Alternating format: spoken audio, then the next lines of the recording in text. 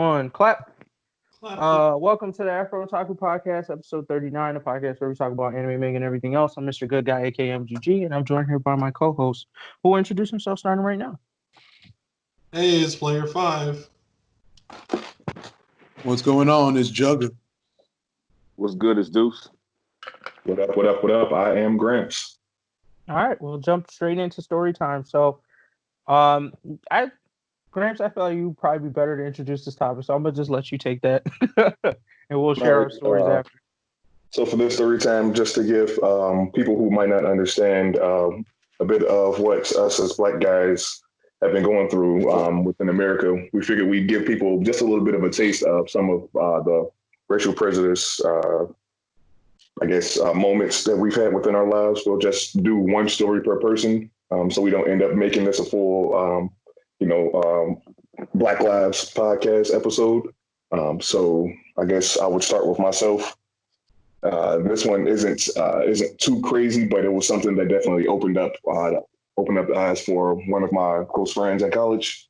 We were all, it was me, one of my other guys, y'all know Shaq, and then one of our Asian fraternity brothers. He was the one driving. Me and the other Black guy, we were in the passenger seat and in the back of the car. And, while we're riding probably like 10 or 11 at night, cop pulls him over, checks his driver's license and all that, registration, the typical ordeal. And then the cop comes back to the car and asks for my ID and as well as Shaq's. And our friend was like, what the hell? Why the hell is he checking theirs? I'm the one that's driving or whatever. Shaq and I were both like, man, we already know how this goes, man. It's just, just the usual program of being Black in America.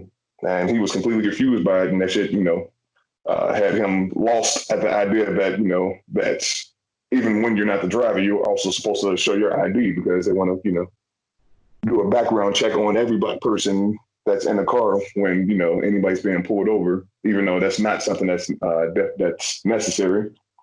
So that definitely opened up his eyes in that situation on a little bit of prejudice on my end. Something that's like. Okay. I'll go next. I guess I have it's pretty much the same story, but it's happened on two separate occasions that I didn't want to put her name out there, but fuck it, Target. So I was at Target, and I was with my girl at the time, and I think I was buying a Mother's Day gift or something like that. So I was getting a couple of purses with her, and then at a checkout line, there was this older white lady, I guess that was the cashier. Let's call her Susan. So Susan decides that she wants to go through every bag that we have inside and outside to check if we're stealing anything. And it just felt I don't know if she did this for everybody. My thought is that she probably didn't, but I definitely just felt a kind of way. I would understand maybe if it was just me there, but it was me and my girl, so it was a woman's there. So I just really didn't understand why she felt the need to go through every single bag. I'm talking about she was really digging through the bags, thinking that we might have stuffed something in there secretly or hid something in there, and we were just there shocked. I didn't speak up, I didn't say anything. I was just kind of okay, and then went on my merry way.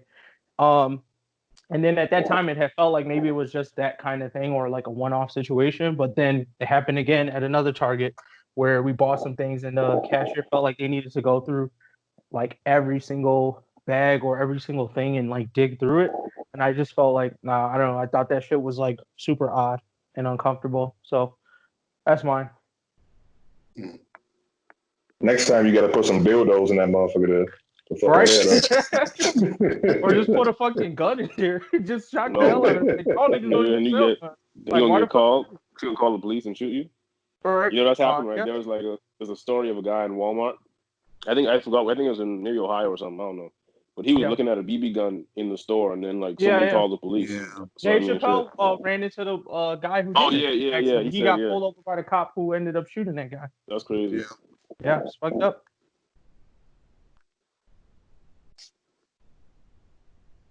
Oh, I'll go, I guess. probably the most recent story I have is I'm in business school at one of the private universities, I guess, like in Chicago or near Chicago. And universities usually try to tout how progressive they are, but anyway. So before I take night classes, before class, they give everyone food on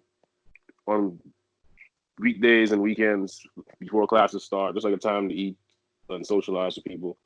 One day, it was on a weekend. I was there for like a review session or something like that. But there was like an event going on or something. So there was a lot of people in the building, and the line was usually a little longer than usual. But so I get my food. I'm sitting down at the table with everyone else, and then this white lady who works at the building. I guess she's one of the little servers who like serve food and shit. But she comes up to me and asks, "Are you a student here? Only students. Pretty much only students are allowed to get food from Kellogg. Oh, sorry, from the food table." But I mean, I just looked around. I mean, I started being like an asshole towards her because I mean, clearly I was sitting at a table with other people. There were like white people all around me, so it was just fucked up. True. Not much else to the story. Did anybody say anything about it when she did that to you? Like the people that were sitting around you? Or it was just there? Yes, like one person, I mean, not to her, like I told someone else about it, and they were like, "Oh, that's fucked up, blah, blah." I mean, the same old story. Kind of stuff.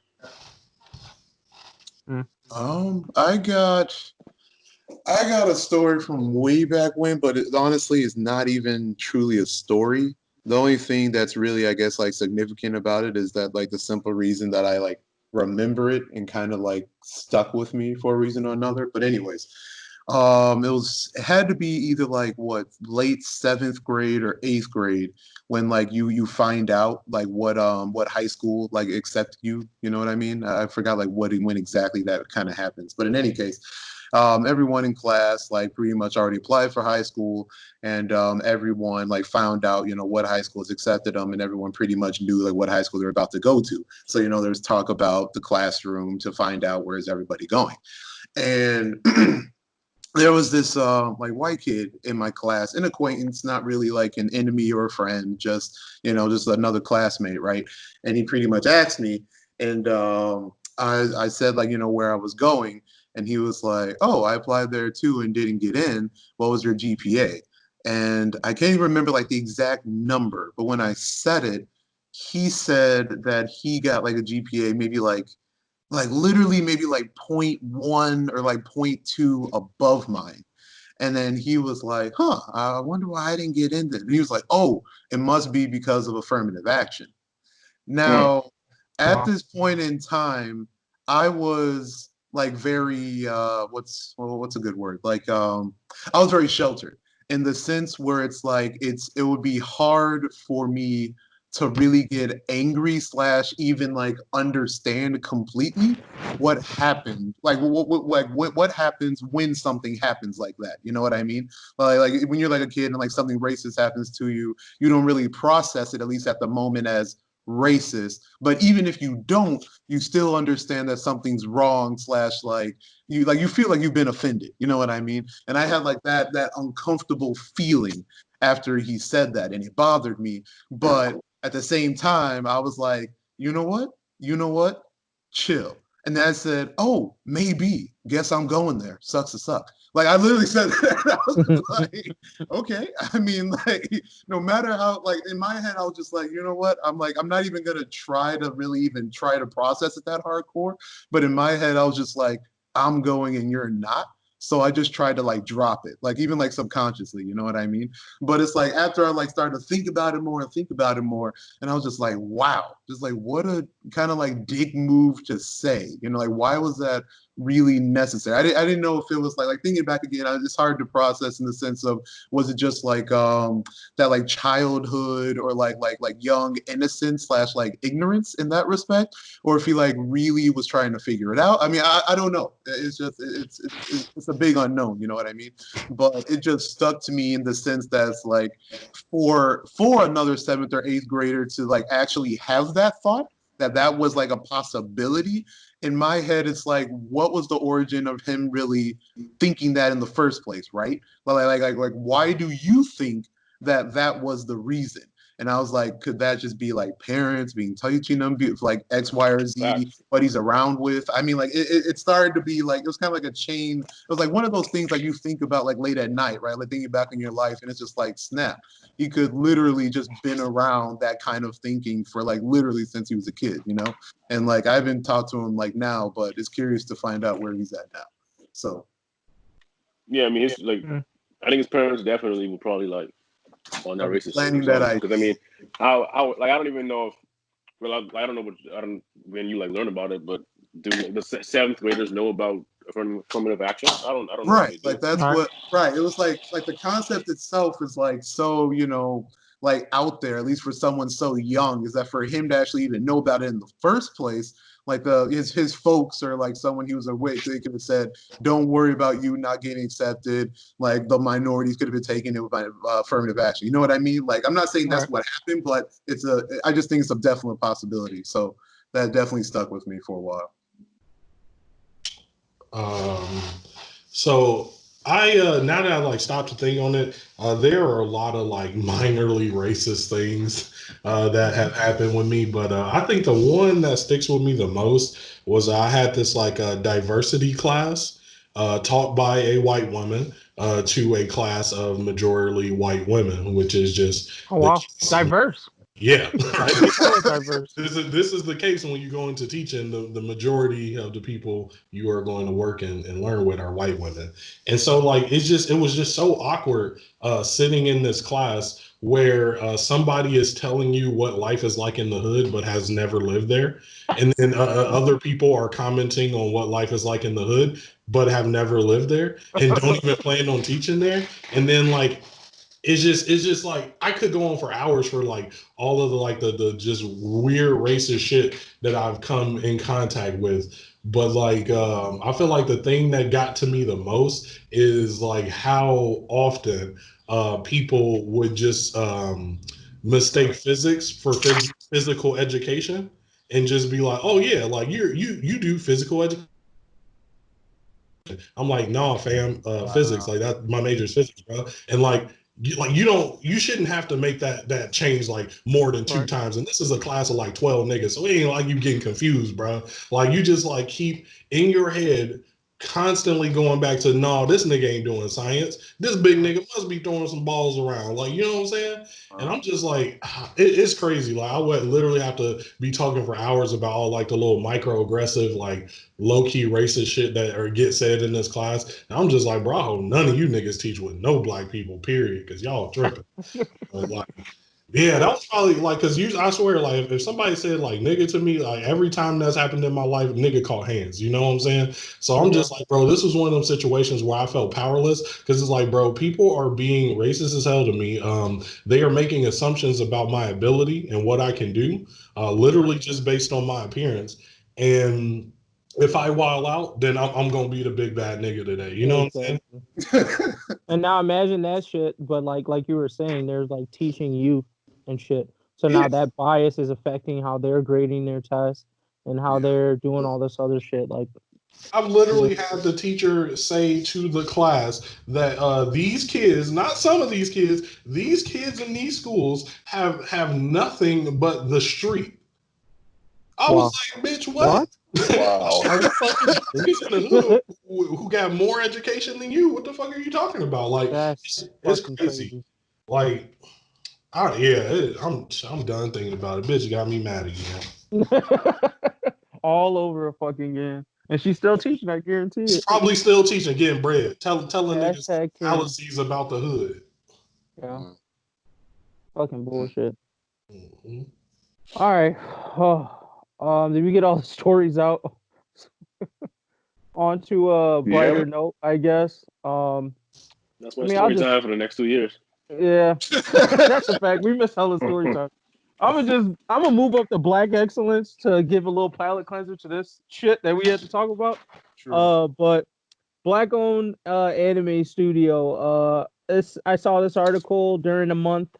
Basically, I think it's two African American animators joined together to form like their own animation studio. Both of them had worked on some pretty dope things in the past. I think a few of them like Tokyo Ghoul. I see Bleach, Naruto. So I think they list what works they've done as a studio. Let's see. Castlevania season 3.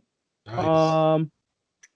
Ooh, that's Let's dope. see. JoJo's Bizarre Adventure they contributed to. Golden Wind, that's season 5. Seven Deadly Sins, Gintama, Tokyo Ghoul Re.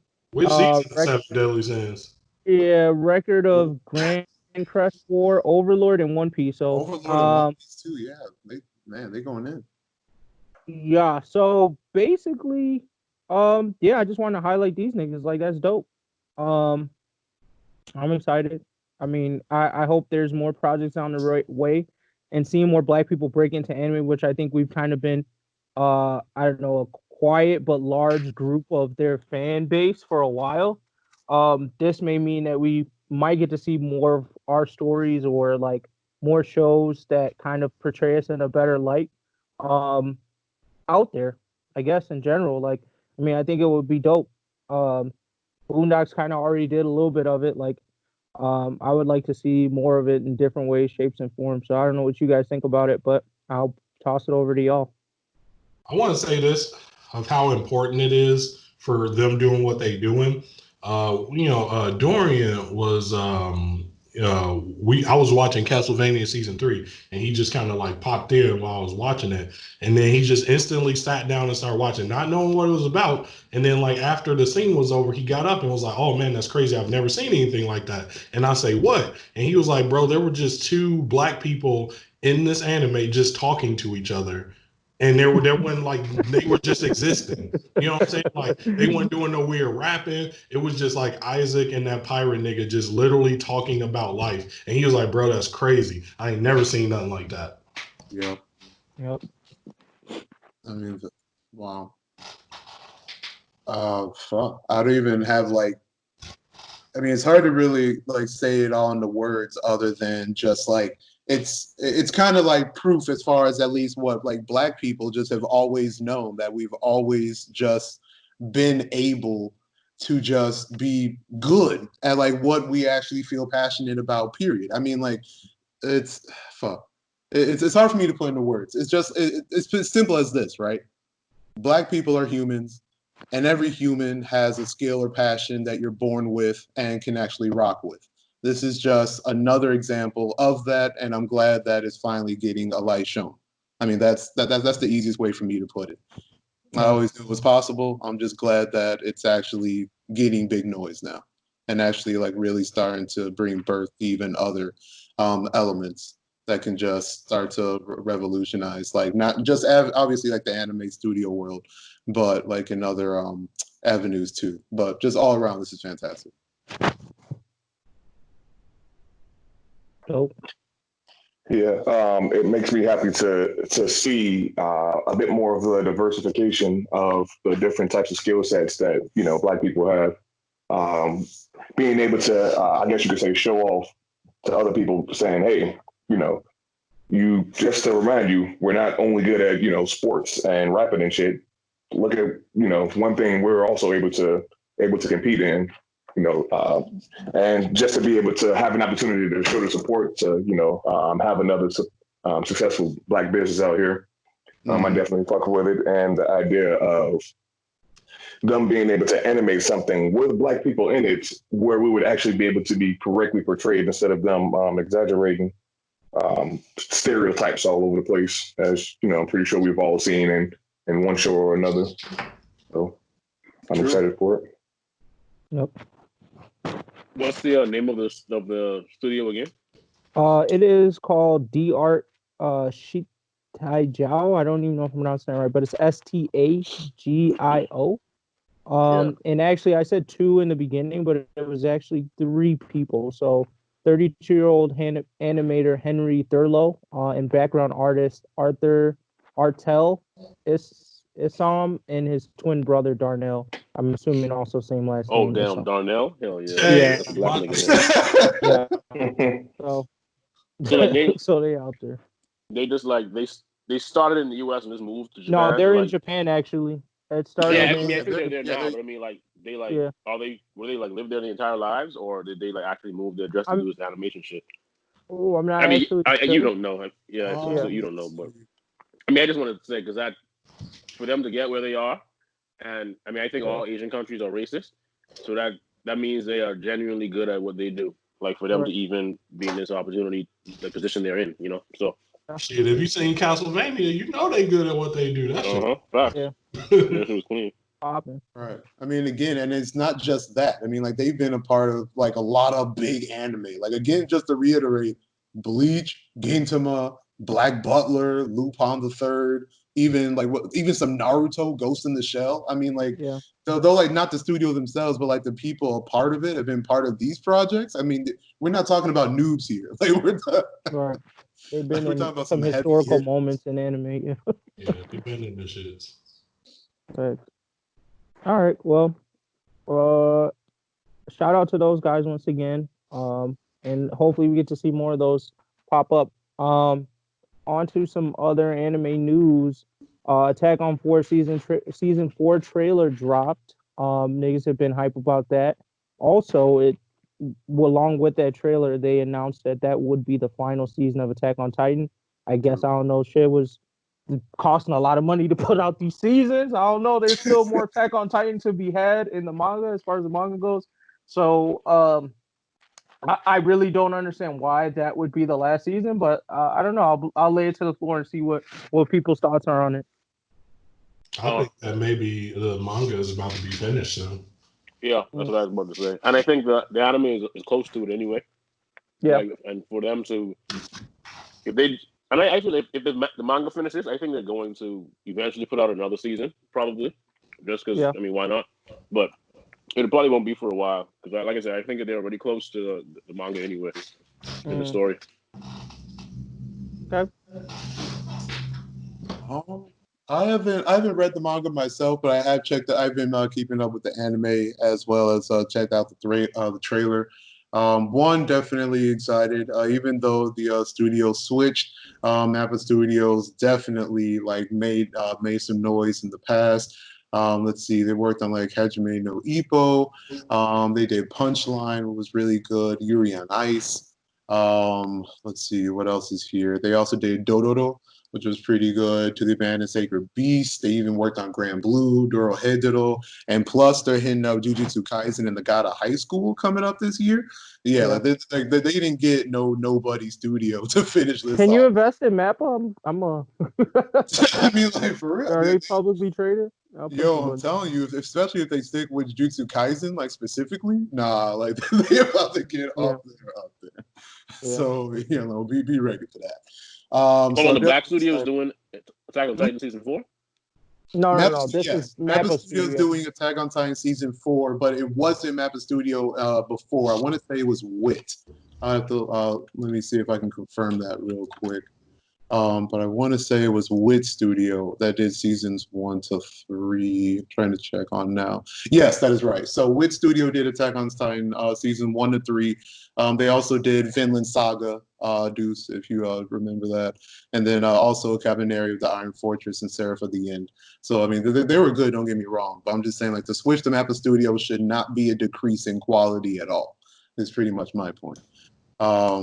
As far as the story goes, I'd also have to check, but like I think it would be questionable if they really do make a season after this, because I think like they're gonna make like like how some animes end before the manga, they're gonna like wrap it up and like either like based like closely based to the manga, but I think they're just gonna try and wrap up the story. Period. So I mean, whether like what that exactly entails, I'm not sure since I haven't read the manga to see like to make the comparison after the season's over. But just know that there might be a chance. Well, not might be a chance, but there's like a heavy probability that this would be the last season for Attack on Titan, whether they say it or not. So. Oh, Grants, we know you hate Attack on Titan. Me tweaking. Nah, bro, I'm still salty about it. I ain't fucking with him. All right, on to another piece of anime news. Shaman King reboot. I don't know what the source is on this. Jugga, you brought this up, right? I did. There aren't many details out other than just the announcement period. The only dates they really said was that it should be coming out next year. When? Still unsure. But it's just supposed to be a reboot. It looks like it's over like what 20 years for it to be like when it actually ended originally. So, I mean, I personally haven't watched it myself. Ain't gonna lie. But I mean, it definitely made a lot of noise. Like people, I mean, you know, it was hot back in the day, so people are definitely going to be excited about it now. I'm sure.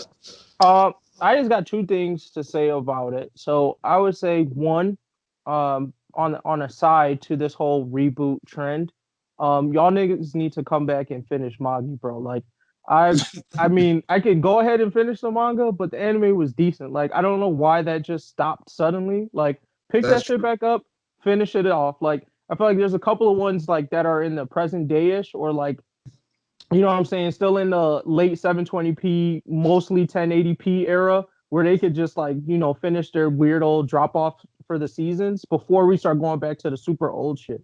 Now, the second point I have is doing the super old shit. I think I always felt like this was eventually going to happen because I felt like the way our culture is or where this anime culture is, like we always keep talking about putting respect on the old shit, but it becomes very hard to watch with this new thing. That's exactly how I felt about trying to rewatch One Piece from the beginning, because One Piece will teach you like the amount of eras One Piece really went through, because there was like a 360p era of One Piece all the way up to like the 1080p or whatever, maybe 4K they have now. So watching that shit from the beginning is a struggle through the looks, bro. It's tough. So I felt like that was eventually going to come. Now, the thing that I think is going to be tough about the reboots is realizing that the storytelling aspects no longer scale to the current day and age. So like that whole, we got 1,000 fucking episodes of like nothing happening.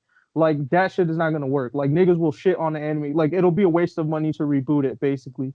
So I felt like they may have to start also with the reboots, changing the way they tell the story, because like stuff like Rurouni Kenshin, which I try to go back and rewatch, that's a slow start. Yu Yu Hakusho, same thing. If they were to take that and reboot it, that's a slow ass start. So I would say there's probably got to figure out a way to reboot this and also shorten it so you can still consume it in the same way we consume the animes nowadays, in order for it to like hit the same way and they can get that ROI.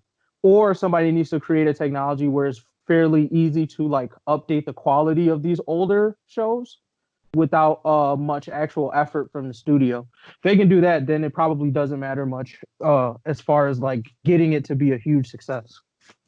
I think it might depend on the anime, but at least like proof that this works. I think the perfect example would be DBZ Kai. I'm not sure if like any of y'all really checked it out, but I mean, it's pretty much literally DBZ with updated quality and a hard cut on like some of these talk scenes. So if they actually are able to handle it, at least like DBZ Kai, then I definitely think that it's like they could just use that formula and like slap it with a lot of good old anime. Because I mean, like it's almost surprising if you really like compare some of the episodes, like some of the quantity of episodes that were really dropped, but you still get the exact same story pretty much. It's like, oh, so that's literally like useless episodes. Right. They pretty much admit to like these are kind of useless episodes that we had, just needed filler. Like, hey, bro, let's have these niggas take the driving test. Let's see what it's like to see them drive. People want to see that, right? Yeah, little 7-year-old kids want to see these niggas get a driver's license, right? Okay.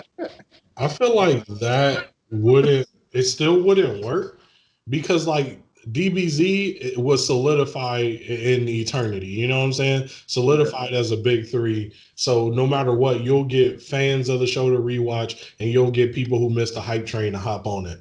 That's like with Avatar. Avatar was solidified. So when they redropped it, hella niggas rewatched it. Shaman King, although one of my favorite shonens, never got solidified in that same way. So I feel like if they don't rework it, it's not gonna hit the same way. They just gonna spend millions making this motherfucker again.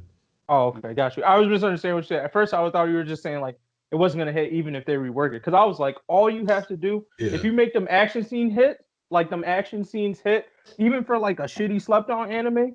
Hashtag Demon Slayer, I'm looking at you. It will turn that bitch up to 11. So like they can reboot a lot of shit. Like I'm saying, Rurouni Kenshin, That's another one they should be looking at because I feel like if you can do the fight scenes well in that, like in a reboot, you'll catch a whole new wave of niggas, bro. Because that's really what gets people on nowadays. Half time you're scrolling That's through true. Facebook and you see this clip from some shit that you're just like, what the fuck? This looks dope. But I have never heard of this anime before. And then it makes you go watch it. Like that's how One Punch Man caught a wave too, because they were like that clip of him like working out and doing all that shit in the hero test.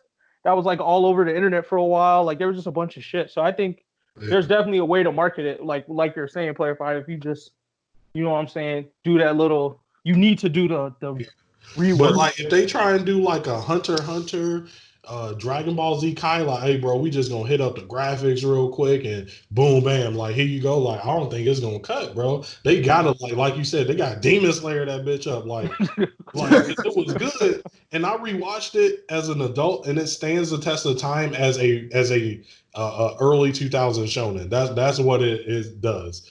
But like you said, storytelling has evolved, animation has evolved, and I don't think the story of Shaman King was strong enough to hit maximum wave potential with just a reboot. Don't get me wrong, it's gonna hit a wave no matter what. Right. If they drop that bitch on Netflix right now, it's gonna hit another little wave, you know. Oh, 100%. That Netflix about, like turning this bitch to a tsunami so it get the true respect that it deserves as like a GOAT. Niggas gonna have to up the animation. Yeah. And go with a manga finish. Fuck the anime finish. The anime finish was stupid. Oh, it had a separate ending? True. I never seen it either. Oh, yeah. Oh, y'all, boy. Hey, Shaman King's decent, bro. It's something decent. It is. I thought I did the same thing you did. I rewatched it later, and I think I finished I read the manga ending of it, too. So, yeah. I'm going to catch it next year when it comes out.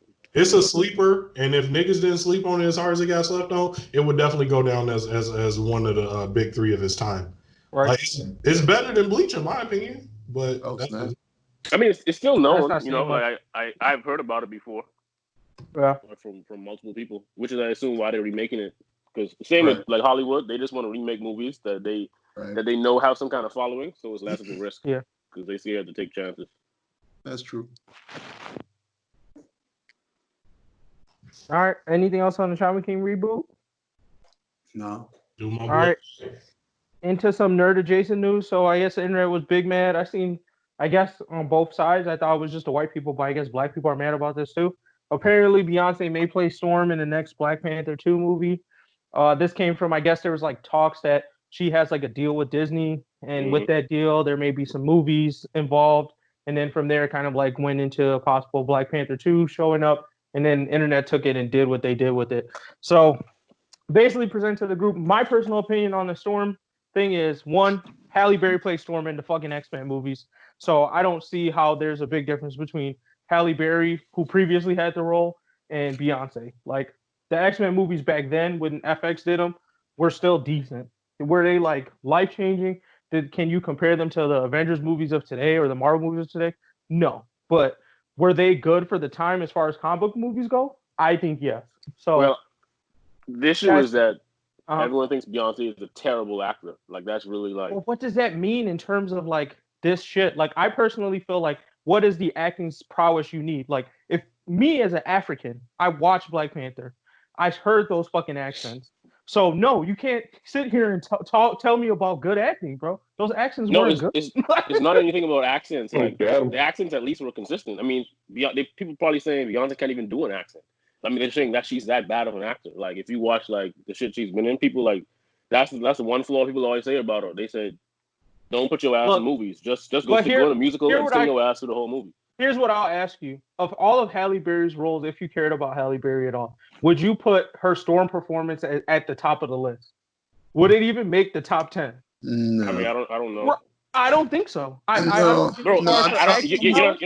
what I'm saying. It's nothing about Halle Berry or how good of an actor she is or how good of an actor anyone else in Black Panther is. They are saying that Beyonce is just that acting bad. to play in a comic book movie. That's the part I don't understand. People are saying my you point need is to be that a good actor, but I don't think you can be average. You can be a regular ass actor. But they're saying Beyonce is just that bad. She's worse than average. She's terrible. Wow. That's what they're saying. Okay. I don't feel that, but sure. No, I mean that's a Twitter thing. Like that's what it is. I don't know where they get it from. Like I don't know what movie she's been in really, but they always say like she's a terrible actor. I don't know why, but that's just what it is. Only movie I know she was in was like Austin Powers. That's really it. You ain't seen her? She was in She was in the Pink Cadillac Panther, yo. You said what? Yeah, She was in Pink Panther. and she was in Cadillac Records. I think is the name of the movie. I don't remember what it was. Oh but yeah, it the was one with with 3 girls who was like singing. Yeah. Dream Girls. Dreamgirls. And it, Dream. no, she was in that too. But there's another movie with the guy from Westworld, about starting like Motown or some shit like that. I think it was called Cadillac Records, but she was there. She was in there too.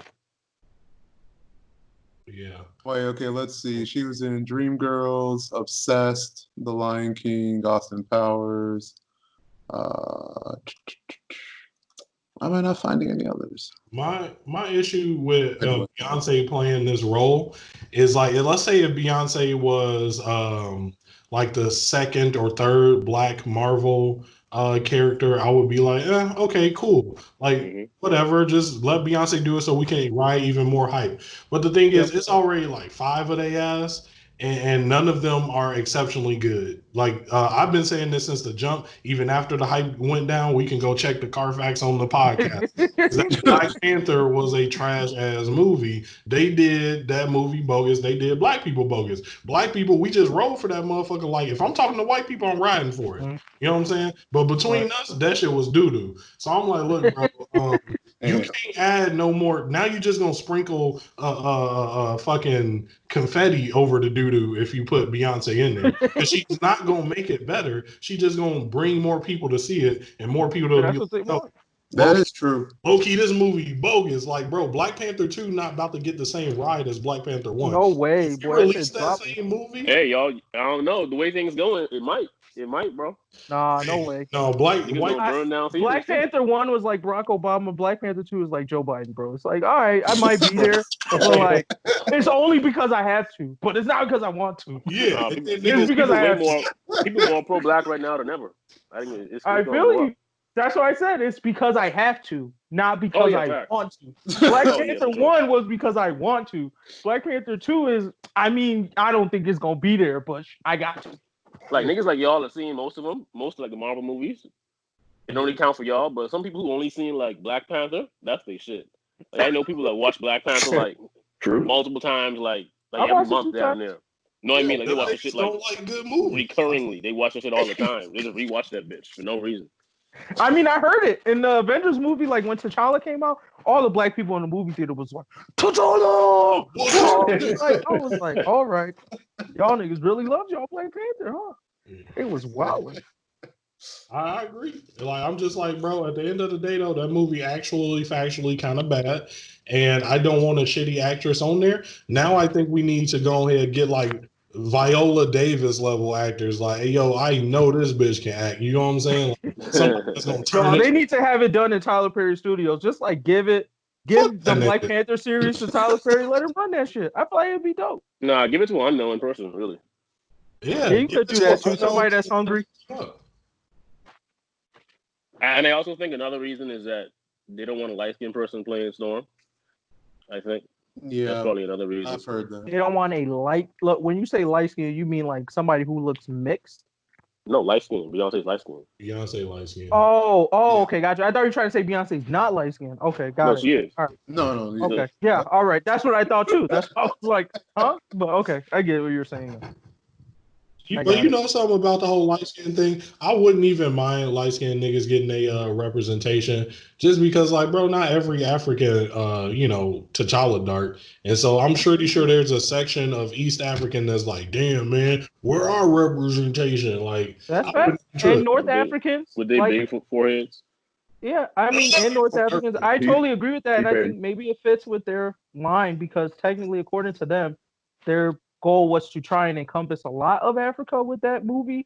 So like the languages and dialects and everything were apparently quote unquote supposed to be borrowed from different parts of Africa. Yeah. So they didn't all sound West African. Some were like, I think T'Challa's accent was actually like a South African dialect or some shit like that. So I mean, sure, if they want to fit it that way, they can. But I feel like then they got to introduce a couple more tribes too, so that they can explain where the light-skinned niggas came from. Mm-hmm. But I mean, it is what it. Because technically, from the X-Men movies, they do stick with the she's from Egypt shit. So even the reboot shit, they're like, oh, they find her in Egypt. The Storm that's played by that actress now, Oh, they yeah. find her in Egypt. So it makes sense. Like they can definitely finesse it. You mean the Storm and like the X-Men, where they're like young kids? Yeah. The Apocalypse. First Class reboot. Oh, Yeah, man, in the second or third movie they go to Egypt for some shit because of Apocalypse, and that's where they find that Storm. She becomes a horseman. Did I not watch that movie? But they're gonna change all that shit anyway. They're gonna scrap everything that Fox ever did with it. Yeah, I didn't think that's the other concern for people is that if she does do this, it's likely that she will be in the movie for multiple movies, like not just we see Beyonce once and done. Apparently, like from what I was researching or whatever, they're planning to do like an X-Men Avengers kind of thing. So basically, if Storm shows up in this, she's likely going to be important. Yeah, and have like some type of role in that future movie, which means she's gonna have to show up in more movies. So who knows how many movies that'll be. Regardless, I know that's a fat ass check for Beyonce. Or not Beyonce, but Storm is integral to Wakanda as she is canon, Black Panther's wife. She's a head member of the X-Men, you know what I'm saying? Like, and if they do an X-Men versus Avengers, it's like, bro, she is going to have to be a key figure. If she's not, it's just gonna look weird, you know what I'm saying? Exactly, yeah. And then it's gonna be like, damn, bro, like either they gonna have to help her. Like, I believe in them niggas, they can turn some shit into diamonds because her ass boo-boo. I feel what you're saying, and like you were just to add to the smoke of like why she's so important. It's like basically like there aren't, I feel like, many X-Men who have that level of mutant power that can go against Avengers. Storm is one of those people who is like, oh, I mean, this bitch controls the weather. Like let me box some Thor real quick, you know? Right? Yeah. It's about to do that, you know? And this is what I'm like, bro, I feel like if Black Panther 2 is bad, niggas gonna get to looking back at Black Panther 1 like, wait, why didn't T'Challa chase down that fucking white van, bro? And the whole story gonna get to unraveling, like. Hey man, speaking of slander, like, are we done with the Storm thing? Because I wanted to segue into this before we get into gaming news.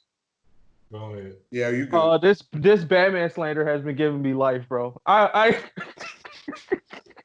was a Batman fan, kind of, but this slander that Twitter decided to just unload on Batman, bro, that shit has been killing me. That shit was hilarious. Yeah, they doing this man dirty in the memes. It's funny as hell, bro.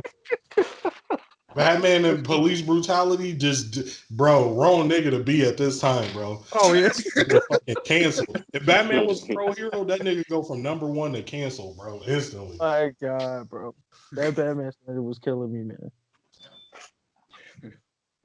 But yeah, that was it. On to this gaming news, PS5 and Xbox. So both of those, I guess, got revealed. Sony had their press conference. I think it was this week or this past week. And we got to look at the PS5. So people have been comparing, talking shit. I've seen a lot of PS5 slander out here. I haven't made my decision yet on which side I'm going to this year or next year or whatever the fuck. It's 2020 it drops, right? Yeah, holiday 2020. So this year. Yeah, let's hear folks' thoughts. Our resident gaming niggas, Player 5, one Xbox stand, and Gramps. I don't know if you stand on. Yeah, Player 5 it has been an Xbox stand for a while, but and Gramps, I don't know what side of the fence you stand on, but I know you're into the gaming shit. But I'm assuming Sony. Yeah, I'm on the Sony side. That's because y'all niggas sheeps. Because we what? Y'all sheeps. I'm not a sheep. What? I've owned both systems. I don't even play games. I'm actually, and first of all, if y'all even want to talk about it, we already had this debate, and right now the Switch is king. Right now, big facts. In this quarantine time, Switch is getting money, but all of y'all was arguing, "Oh, y'all dumb. Nintendo ain't da-da-da-da." Talk about it now. Let's talk about it. No, bro. No, nobody said that, bro. When I talked about Nintendo, that's what y'all was on with me. But look at it. No, bro, we would all agree. I think we all have a Switch. Huh? We pretty much all have a Switch. I feel you now, but when we talked about it before, y'all was like, Nintendo trash, blah, blah, blah. Y'all sleeping on it, bro. There's an episode where we talked about this. It's okay. It's in the Carfax. You right, but you talking about like Nintendo, like them niggas still not a $50 stock. Like, relax, nigga. They changed a little bit, but they still like. This is what they do. This is their bread and butter. They don't have any other lines like Sony and Microsoft, bro. Microsoft and Sony getting money from a lot of other places. Let's see what the Xbox by itself stock is worth. That's what I would wonder. You don't got to, because Xbox not for broke niggas, bro. We don't. Yeah. Whatever. You got to be a rich nigga to own Nintendo right now, bro. They don't drop the prices on shit. Yo, they really don't, bro. Motherfucking Skyrim, a 10-year-old game, them niggas still charging $60. $60, bro. Shit that was on the Wii that they ported to the Switch is still $60. Like, niggas still buying this shit. Hell yeah. They low key the iPhone of the group. But anyway. So this one I'm gonna go. At least you admit that iPhone is king. That's great. Head ass. Sure. So as a resident Xbox nigga, I'm just gonna go ahead, you know what I'm saying, put out what I'm gonna put out, you feel me? The Xbox really for grown ass men, and as a grown man with big grown man hands, I feel like the controller by itself is enough for me to get, because it fits a grown man's hands. But I know some of y'all niggas got dainty hands, bro. I'm not, you is how you is, bro. So that's why you play PlayStation. This year it seems like their fucking insides, the guts of the games, are equally as powerful. So we gonna see who truly better. The Kinect still shitting on their visual software. That's facts. The military use Kinect software, so we know it's lit. Last thing I'm gonna say is that honestly, a lot of niggas who play PS4, bro, a lot of niggas. I ain't saying Gramps and Deuce, but a lot of niggas I know who be, oh man, PS4 this, PS4 that, really flexing, because the only reason niggas bought PS4 is because that shit was cheaper. Because the year before that, y'all bought Xbox 360s because that shit was cheaper. Like, come on, bro, just be like, yo, I'm a broke nigga, that's why I buy PlayStation. Gramps, you got a counter? No, he don't. And Graham sleeping. Cold. He realized the truth, bro. He was like, fuck. What do I got to say to that? I wish I knew more tech savvy right now. My God. I mean, I don't know shit about. I don't have any system, but from what I've seen, is that people are saying the PS5 got way better games than the Xbox, whatever the new Xbox is called, not the box. I don't even know what the shit's called. But right. They say it has like much better games, more exclusives. From what Sony showed on, I think it was Thursday. Yeah, it wasn't long. Yeah. And whatever Xbox show was pretty much like shit Sony also has, or just trash in general. Is the consensus. So I feel like this is they got some exclusives, but the thing is, like, most niggas not even like buying them exclusives like that. Like, so niggas buy SpiderMan because SpiderMan is SpiderMan. He's the world's most popular hero. Okay, they got that. Big deal. But other than that, niggas is getting on this bitch playing 2K and Call of Duty.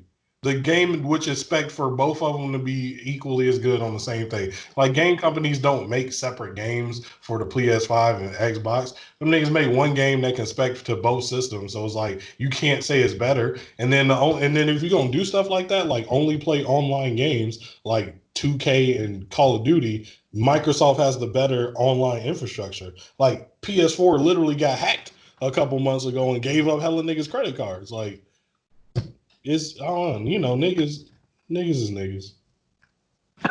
Damn. All right. and I'm just gonna throw this out here, you know what I'm saying? The Xbox is all black, you know what I'm saying? What? Really? Wow. Really? You agree with that too? No, I agree with him on that point. They fuck it up. All white? Like, really? Mm-hmm. You can't be having an all-white system in these kind of times. I know, bro. They definitely tweak. They out here dressed like Kaiba. That shit was probably white at first. That shit was probably white at first, and they like, added the little black. No. Even though the Xbox is literally just a PC, like, really? I mean, you know what? I'm done though. That's okay. That is true though. It looks basically like a desktop. It literally is. I can just take a desktop power. Hey, that's probably what's better because That's what they do, bro. They make computers and shit. That Office would actually be smarter for desktops to do. Like, just make themselves look like an Xbox One. Because that looks compact and sleek to me. Like, I would prefer it more that way than in the console way. But I mean, whatever. I want to know the size more because I'll say, like, if those motherfuckers got smaller, then like maybe that's more convenient. Because I did always feel like my PS4 when I had it was I don't know, big. And now that I have a Switch, I felt like I can definitely get behind a smaller console. Like I think I've read that the PS5 is bigger than the PS4, I think. Yeah, but they both look pretty small though. They only look like about 2 controllers big, and the PS5 like a little bigger, but they both look relatively small compared to like I'm looking at this big clunky motherfucker right now, and yeah, I think that they both relatively small compared to the last models. Yeah, I definitely like the portability aspect that at least Nintendo was thinking about, and I hope they're thinking about as far as like systems or consoles if we're gonna keep doing this shit down the line goes, because then it's just like I don't know, it's just convenient. Like you don't have all these cores to manage, you don't have like a bunch of real estate that is taken up, and then half the time it's just a Netflix box too. So it's like, you know, I don't know. I just don't like it taking up all that fucking space or trying to find space for it. So. Oh yeah, the PS5 is much bigger. Well, not much, but it's like almost it's bigger than the PS3 even. The PS3 is big. You know what they should start doing? Light models of the game where it's just like a controller and like a fucking like a Google Chrome USB that you put into your TV and just like play fucking digital games only or some shit. And just stream games like a light model that's like half the price. Maybe. Yeah, I think that's what Nintendo did. I think Nintendo did that. Fuck off. This nigga, Nintendo spokesman over here. They better be cutting you a check. Hey, Nintendo, cut the check, bro. Let me look at that stock real quick. It is what it is, bro. Mario Kart and Fire Emblem been giving me life right now. You say Mario Kart? Yeah. Oh, then add me, bro. I'll bust your ass real quick. No, I've been training. I'm still in training mode right now, but I'll come back around. Yeah, I've been playing. I found this shorty. Have you playing like Mario Kart with her ass? Yeah. Oh, word? Every time. Oh, she. I'm getting better though. Because I've been training up because this was the Mario Kart 8 was where Gramps like destroyed me in. So I've been like secretly training so I could challenge him. He don't want no smoke. You know, he's hiding right now anyway. That's what I'm saying. I'm like, I don't know, you better cop a Switch because as soon as he starts talking on Nintendo, his ass went on mute. Yes. Give it a couple more months, shit might turn around. So go ahead, Gramps, cut the check. One gotta go. All right, so for today's Cut the Check product, we're looking at a card game created by a Black-owned company called One Gotta Go. So if anybody's been on social media, Twitter, Facebook, Instagram, or whatever, you guys got to be familiar with the memes that say one gotta go. Let's say, for example, if you want to see who's the best, if you want to list 4 singers in a picture, let's say you have Usher, Chris Brown, Trey Songz, and Genuine. One gotta go. That's an example of a topic for it. And in this one, they have it into a card game. I'm not sure how you would set the rules up. Based on the description, it says that you can make up your rules, but they have a default way for it to go and in which how you want to play it. But it definitely seems like a good one, as long as they have enough topics to keep the conversations interesting. True. Right. And for the smallest pack, it costs $15. The culture deck costs $25. And the combo box costs $45. What are you guys' opinions? Go ahead. I was gonna say I was looking at it. Oh, hold on.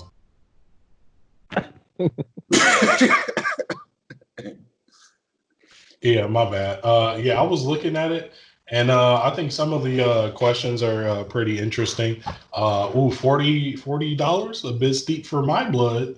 But you know, I don't know if we played it and people really enjoyed it. I guess I wouldn't mind buying it, but I think that's steep for some printed cards, fam. But well, that's just for the largest pack. The default, the smallest pack is $15. Okay, I guess I could do that. And that's digital, so I mean, I guess you print it out yourself or you play online or something. Yeah, For man, like, I paid yeah. $40 for that. It was supposed to be $25. like Shit. COVID, right? Like 25? COVID sensitive. Yeah. I mean, from what I'm seeing, like, I could see myself buying a $25 one that looks like it's an actual deck and it comes with shit. Yeah, it has I don't really 54. understand. Has 54 cards, 49 play cards, and 5 blank make your own cards. Yeah. So it looks like it's similar to how Black Card Revoked is played. Like, Black Card Revoke has like an option to play it where it's like a majority rules answer kind of thing. So they ask, and then basically the correct answer is what the majority of people said, I think. I'm guessing this is how they plan on playing the One Gotta Go. If that's the case, then like I could see it being fun with some niggas I don't know. I don't know if I would see it as fun with like a very close group of friends. I would feel it as more of like a nice little icebreaker game for some people that like I'm just meeting or have met a couple times before. But I felt like, with very close friends, I don't see why we would play this. But I wouldn't mind get $25 doesn't seem crazy for me. $40, I can see what y'all saying. 25, I think is all right. And I'm supporting a black business on the back end. I'm okay with that. Mm-hmm. I mean, if it's good, I'll pay the 40 if it's good. They gotta try it out first and see if people fuck with it. I'll pay the 40. Yeah, I mean that's pretty much like the only thing too. It's like since like based on how like the game is, it doesn't really change other than if you change the people who you're playing with to make the conversation after the card is revealed and you pick your choices go. So I mean it's pretty much like this game is more like a trigger, right? Like it's or like that kind of spark that like the only fun that'll happen is after like the round really ends, quote unquote, where you can really talk about it. Because if you just like really like play just to play, the game itself will like pretty much be over in like I don't know, like an hour, and like that's pretty much it. You know what I mean? So like to keep the game interesting, you would definitely still need to get like more and more options / cards / get like more creative and like more blanks or something. So I guess that would be like the only caveat of the cards themselves. So if you do have to keep purchasing them, then it could get kind of expensive. But I mean, I guess it goes again to like it just has like the game just becomes more fun depending on who you play it with. And that was definitely a good note by MGG by like if you're playing it with like like your squad, you're not really gonna have much debate on most of these guys unless they really are like hardcore triggering kind of cards. If that's the case, then big ups to them. But they need an anime edition. I'll put that out there. Like that could they be did that. Like or like more. I know they have culture, quote unquote, but like maybe more like anime or like TV show focused. I would say over culture. Then I think that could definitely be a thing. Or like you brought up the idea. You got to make it. Somebody gonna steal it. Facts. Because like also even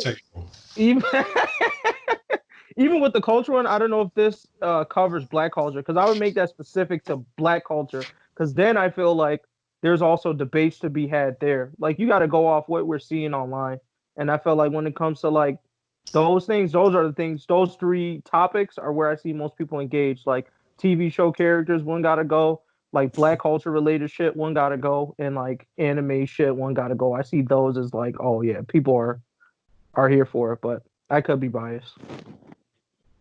But I'd pay for that. True that. Okay. All right. Is that it on the Cut to Check? Yes, sir. Cool. So on to the anime segment. So first up on there, everybody got a better talker than in mind? I hope so. So what segment is this? Stronger than anime. Oh, okay. So we're going to do for today's edition of Stronger Than, we're gonna do better talkers than Naruto. So what does this mean? Well, Naruto is the, I guess, king of the Talk No Jutsu, man. He's finessed hella niggas out of their goals, ideals, ambitions with his Talk No Jutsu. But we want to know if there's anyone out there that's a better talker than Naruto. I think there's a few. I am going to just toss him out there because I feel like someone else is going to say the other person I was going to say. But I'm going to say Kamina from whatchamacallit, Kamina from Gurren Lagann. So him, why I suggest him, this is in more of a good way, is because literally his voice I don't know if this was a power or not, just made shit happen. This man was able to just suggest things and that things happen. For example, this is like a, I guess, Gurren like a semi-mech anime for those people who don't watch it. But the main character had this like little mech, and Kamina had this other mech. These mechs were not compatible at all. This man suggested that all he has to do is take his little mech, put it on top of his mech's head, and they would just like form this super mech. And that shit worked. Like at first it looked stupid as hell, and then it turned into a real mech. So this man just talked that shit into existence. I have never seen anyone do that since, and I have never seen anyone do that before Kamina. So at that point, I was like, this man has talking skills on a whole nother level. He was able to inspire people to do the weirdest shit, take zeros to heroes, you name it. Kamina has probably talked somebody into doing it. So he's my pick for better than Naruto at talking. My better than is I have to call him Naruto's successor. You know, like if All Might's successor is Deku, Naruto's successor in Talk No Jutsu is Asta.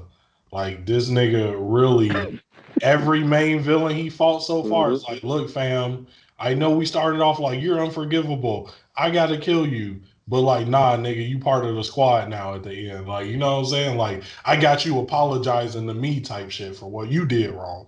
I'm just like, bro, at the end of the day, even in this demon arc, them niggas, him and Dante or him and that one nigga, they gonna be cool, bro.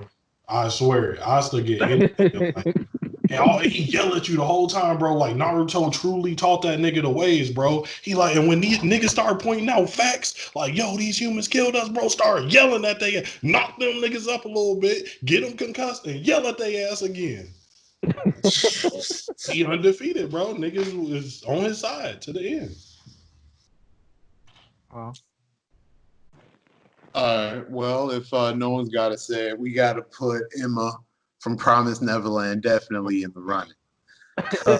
From the get-go, this chick was busting out plans and like ideas that, let's be honest, they should have never even rolled with in the first place. Okay, so I mean, it goes all the way back to even like Ray and Norman when she was trying to tell them to, yo, we can't just leave just the three of us. We gotta evacuate the entire orphanage.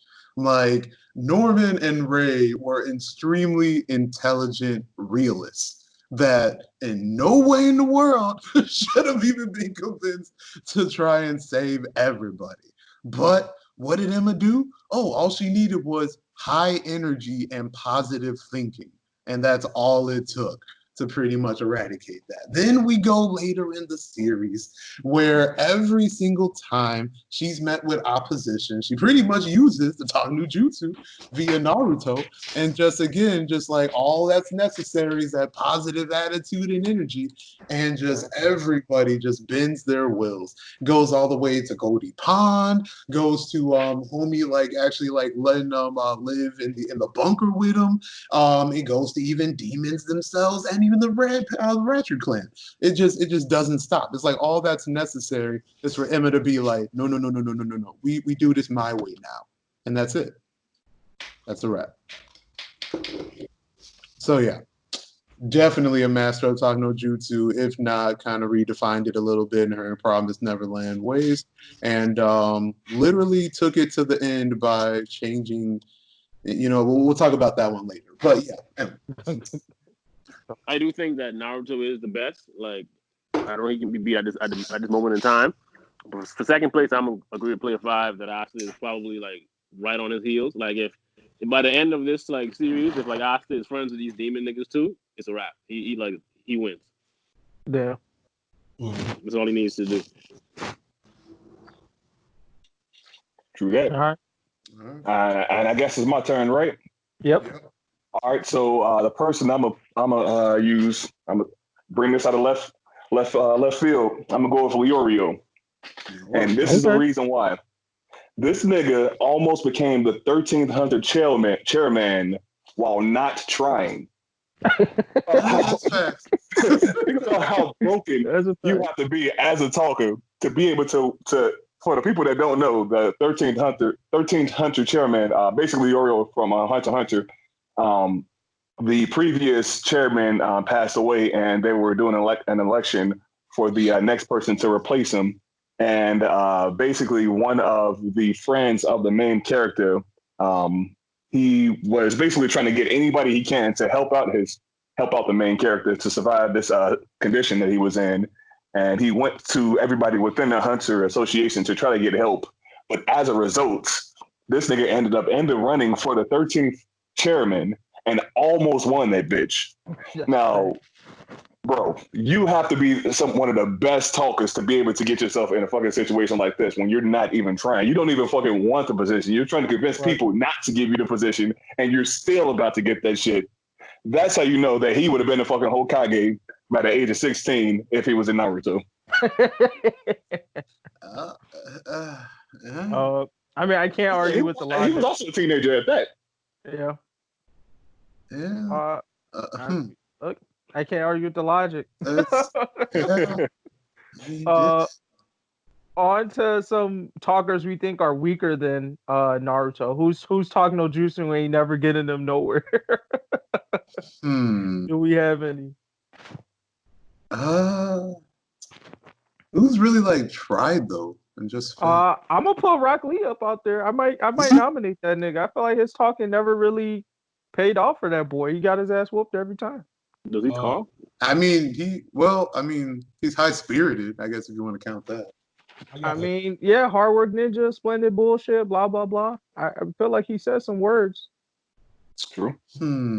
I'm gonna say. I mean, you could argue Mike Guy. Granted, it did work on Lee. Oh no, that's like it paid off. That it really did work on. So I feel like Mike Guy had the hands to back it up. I wouldn't say he's better than Naruto, but like no. I mean, like if you think about it, like just with talking, in the sense that like how often has like his advice really hit like other people other than Lee? You know what I mean? He set his students up to get killed with his advice. The nigga I think is worse than Naruto at talking is Naruto's predecessor, the previous child of prophecy, Pain. Cause like, bro, he came with big facts and big knowledge. Like, hey, bro, the ninja world fucked up. Y'all niggas ran through my village multiple times, so you really shouldn't be mad that I'm running through yours once. And blew Konoha up, big ball statement. And niggas was like, oh, okay, famine. Knocked his ass out, bro. They ain't give no fuck about none of these facts he was talking about. They was like, oh, yeah, this nigga tripping. And beat his ass. And he was spitting facts for real. His message was honestly better than Naruto's. That's facts. I'm trying to think. I'm putting him out there, but I could be wrong on this. But the dude from Fire Force, like main character from Fire Force, I felt like even with his brother, like the little brother shit, I felt like that Talk No Jutsu wasn't working. Like I felt like it didn't work until he went back in time to basically change this nigga's mindset. Didn't it work? I thought it worked. I felt like it didn't until he went back in time. That's why I'm open to being wrong on this. No, it was fun. I gotta look back, but that's not entirely right. I think it was like when he was light, he was able to like enter his mind and give him back the memories that he forgotten. Like something like along that. It wasn't like him changing the future. He was just remembering, like just one of those kind of moments. So I think it was more into those regards. But I mean, that's still arguable though. I mean, Shinra still hasn't been like a good talker. I mean, to be honest. So I still see it. 5-4 season 2, still looking out for it though. Yeah. Anyway. Oh shit! One person we forgot to even put on here that I probably won't cut it in, but I'll just leave it in the worst end. That we definitely deserve some respect or as an honorable mention. Sinbad from motherfucking Maggie. Oh yeah. That nigga is a legend. You're right. You're right. Jutsu, that nigga is crazy high. But they used to call him the anomaly or something like that. Yeah. Another person who is historically horrible at Talk No Jutsu, this nigga Bakugo is like oh my god. Yeah. Even when he failed the whole test because of weak ass Talk No Jutsu. Right? Like Bakugo would get a nigga to like be on his side and then fuck it up by talking. Oh, Yo, yeah. stupid bitch, why would you believe what I said?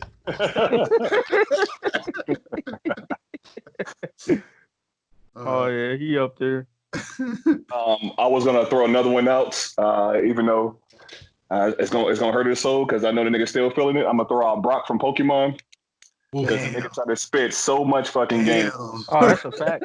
and never got to play, never got it for 20 plus years. So So I'm starting to think Brock was just an ugly ass nigga or something. bro, but still, if you know how to spit that game, an ugly nigga can still get it. True. I mean, homie was a gym leader and like still didn't get none. Like, Exactly. He had He got one. He got one. Oh, Remember he left Ash and them after like the first couple seasons. He left their ass to stay with his one shorty. She dropped that nigga. Oh yeah, she did in the end, but he got that. Nah, bro, she was using him for the money. Don't believe it. Don't believe the hype. She used that nigga to get screen time on his show. Exactly. And free food because that nigga could cook. He a flavor ass nigga. Damn. Whoa. Oh shit. Damn, I just keep coming up with good ones. I don't even have bad ones, really. The one other good one that we probably is another honorable mention is Usopp from One Piece. Because that nigga's Talk No Jutsu is crazy, bro. He got a lot of niggas on his side off his shit. So Ooh, I got another good one. I got another good one. King, bro. King from One Punch Man. Oh shit. That's a fact. That's another one, bro. That nigga this nigga's talk no jutsu is so good he'll fucking kill you just by talking. Oh yeah. That shit crazy. Damn, I don't know if I got any other ones. I'm just thinking like Full Metal Alchemist, man. No. I don't think there's any in there. Like on the Tsundere shit, like maybe the other ones too. Like I don't know if like the other Uchihas also suck. Like Sasuke was able to inspire a team of niggas, so I don't know if we could say his Talk No Jutsu was bad. Madara, on the other hand, maybe not. But yeah, I don't know. I don't have that many bad ones. Just trying to think of niggas who like try to talk shit and then immediately just got dropped or like it didn't mean shit when they tried to. What about Stain? What about Stain from My Hero Academia? He inspired niggas though. He created a whole movement off his Talk No Jutsu. Even though he did get immediately dropped when he tried to do Talk No Jutsu on the heroes. So yeah, I mean, true, but I mean, he used the Talk No Jutsu after he got dropped in cups, though, didn't he? Yeah, I feel like my thing is that he inspired niggas that are significantly better than him, in my opinion. Like Dobby. He got Dobby. That's it. Yeah, who just like follow this nigga blindly, like yeah, whatever Stain say. That's what I'm trying to do out here, like that. I'm like, oh yeah, you're Talk No Jutsu up there. Right. But I could say Tomura might be trash. No, I like he inspired niggas with his dumb statements too. That's crazy. Yeah, all the niggas in My Hero. Yeah, I don't know. That's tough. Tomura got pro tag energy because anybody normal would be like, what, nigga? Fact. Oh, wow. Well, I mean, I guess we'll just put a bow on that bitch then. Fuck it. There wasn't that many worse than Naruto. We'll see. Baki, do we want to talk about that? At least, like for the moment, we can just talk about our thoughts. I mean, I did finish the show. Definitely, it was. I enjoyed the show more than any. I enjoyed the show. Just to say it, I guess like what made me find it slightly lackluster is that as far as like the amount of action and fighting goes, it didn't really compare much to the original too. No. To be honest, I was thinking about the what King Ashura? No, what effing Oma effing yes, King Ashura. Thank you. Yeah. So it's like, I mean, that show had like literally like boss fights every single eps. So it's like coming right off of that. It just seemed like, less action and such. But in the sense of like the actual Baki season 1 and 2, as far as fights go, they still I'm pretty sure they actually like correspond decently well, I guess, in that respect.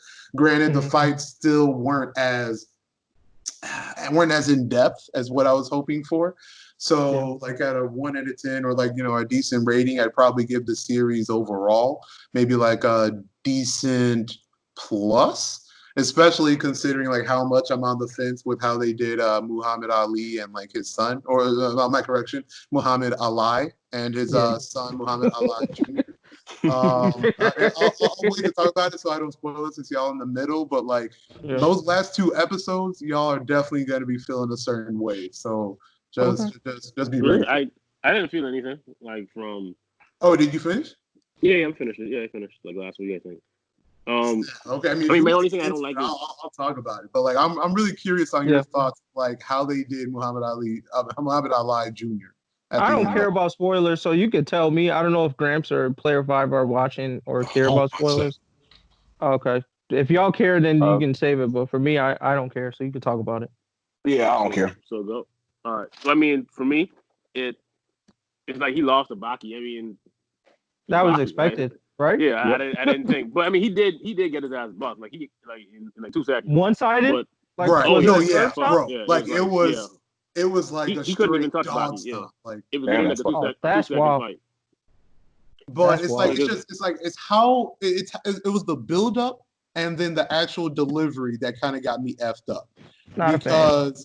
Like pretty much after the tournament happens, all that pretty much matters is Muhammad Ali Jr. versus Baki, and then like the build up starts to happen, right? And like Muhammad Ali Jr. starts going up against like all the previous big hitters of that Baki had to triumph over. I can't think of the names, but like Orochi was one of them, and then a small judo buddy was one of them. And he then like the first fight, like he literally calls him out. He was like, "Yo, I've been trying to beat Baki, so I'm trying to beat all Baki struggles previously." And like they pretty much like go back to saying like Muhammad Ali Jr.'s like speed, punching ability, technique, all around like martial arts is like just like amazing, right? And he just like drops Orochi, drops Judo Buddy, and he just like feeling good, right? And then just like no. And then what happened is that he went up against Baki's brother, Jack. He went the dude that got Jack, and like that fight was actually pretty. It was legit. I actually didn't have a problem with it. And then he gets slapped, and I was like, okay, so Muhammad Ali Jr. Okay, he gets rocked, he loses. So let's see how he's gonna bounce back for the fight against Baki. But what happens directly after that is that he gets challenged then by Orochi and Judo Buddy. And even though he's like super injured, broken leg, broken arm, broken face, they still challenge him and then they curb stomp him. So they just jumped that nigga. They jumped him? They just jumped him. No, it didn't jump him. It's not a fucking challenge. Jump him. It's like it was like one at a time, but he was injured. He was just fucked up from the that's pretty much like the equivalent to jumping, in my opinion. I mean, they jumped him, but they just said we'll do it 1v1. I mean, they saw the cast on his body, said we still want to smoke, and then pretty much turned up harder than what they did in their previous fights. So, I mean, I just didn't really get what was the big message in doing that. That's what got me conflicted. Yeah, that doesn't make a lot of sense. I'm with you on that, and like just to piggyback off that, like with my thoughts, I'm only halfway through, but what I noticed even through like the season 2 halfway is that Baki with the fights, it slowed down like dramatically to me in terms of like pacing. Like it really bothered me after like the sex scene, that incident, like how they kind of just let the German guy and that other guy with the air ability, they pretty much just hold them after that. Like they weren't even real major pieces to the story anymore.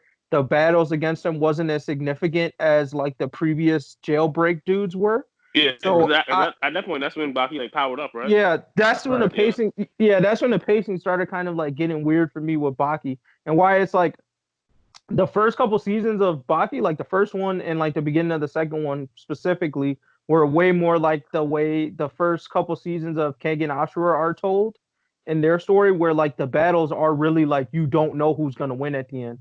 What I noticed a lot in this season 3, especially with this Raitai tournament, is these niggas was getting curb stomped every battle. Like almost, I didn't remember seeing a single challenging battle. Like where I'm at right now, I still haven't really seen one. Like it was cool to see Yujiro fight. What do you mean? Like Baki's group? Like they didn't have like any of the notable characters from Baki groups, like that bald Japanese guy. I already knew that some goofy shit was gonna happen for him because I was like, there's a good guy on the other side. So like they need to have somebody to fuck this man up. Like, you know what I'm saying? They need to have somebody who's gonna take an L on the other side, and it's not gonna be Biscuit or whatever his name is, the black guy. It's not gonna be Baki, and it's not gonna be Yujiro. So I'm like, you're the odd man out, bald Japanese guy. Like, you gonna take this L. I ain't gonna lie. I thought Biscuit was gonna lose, man. Yeah, for us, I thought so too. I thought he was too cocky. I really did. I'm glad he won, though. If anything, that's like lost, I would be mad.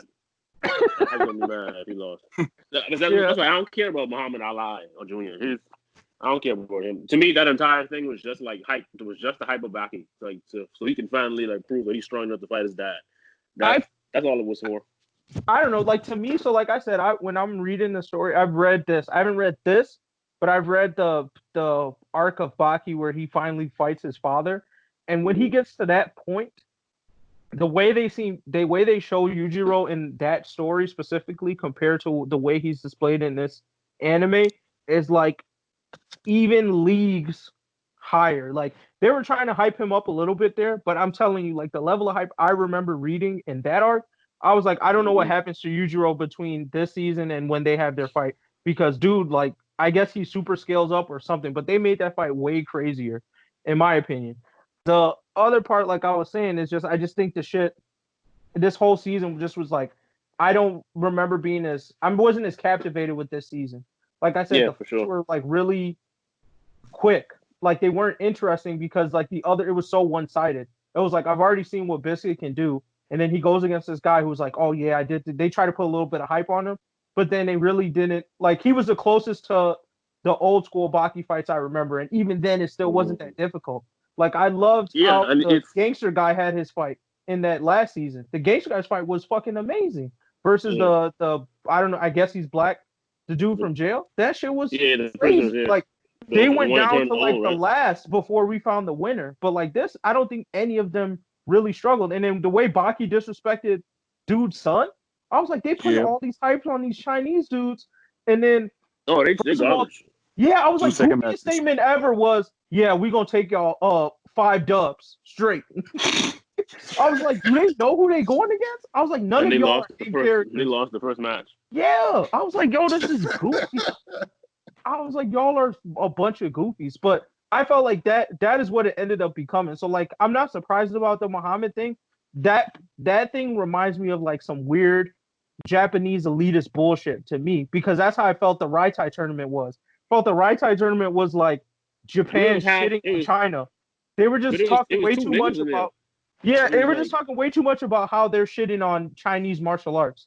Like I was like, oh, this seems like this has some like political undertones to it that I don't really appreciate. It just seemed to like be overhyping the Japanese niggas and the fact that they're Japanese than it did to like then it focused on like the actual fighting skill and how unique and strong that is. Right. Like they did in the other battles.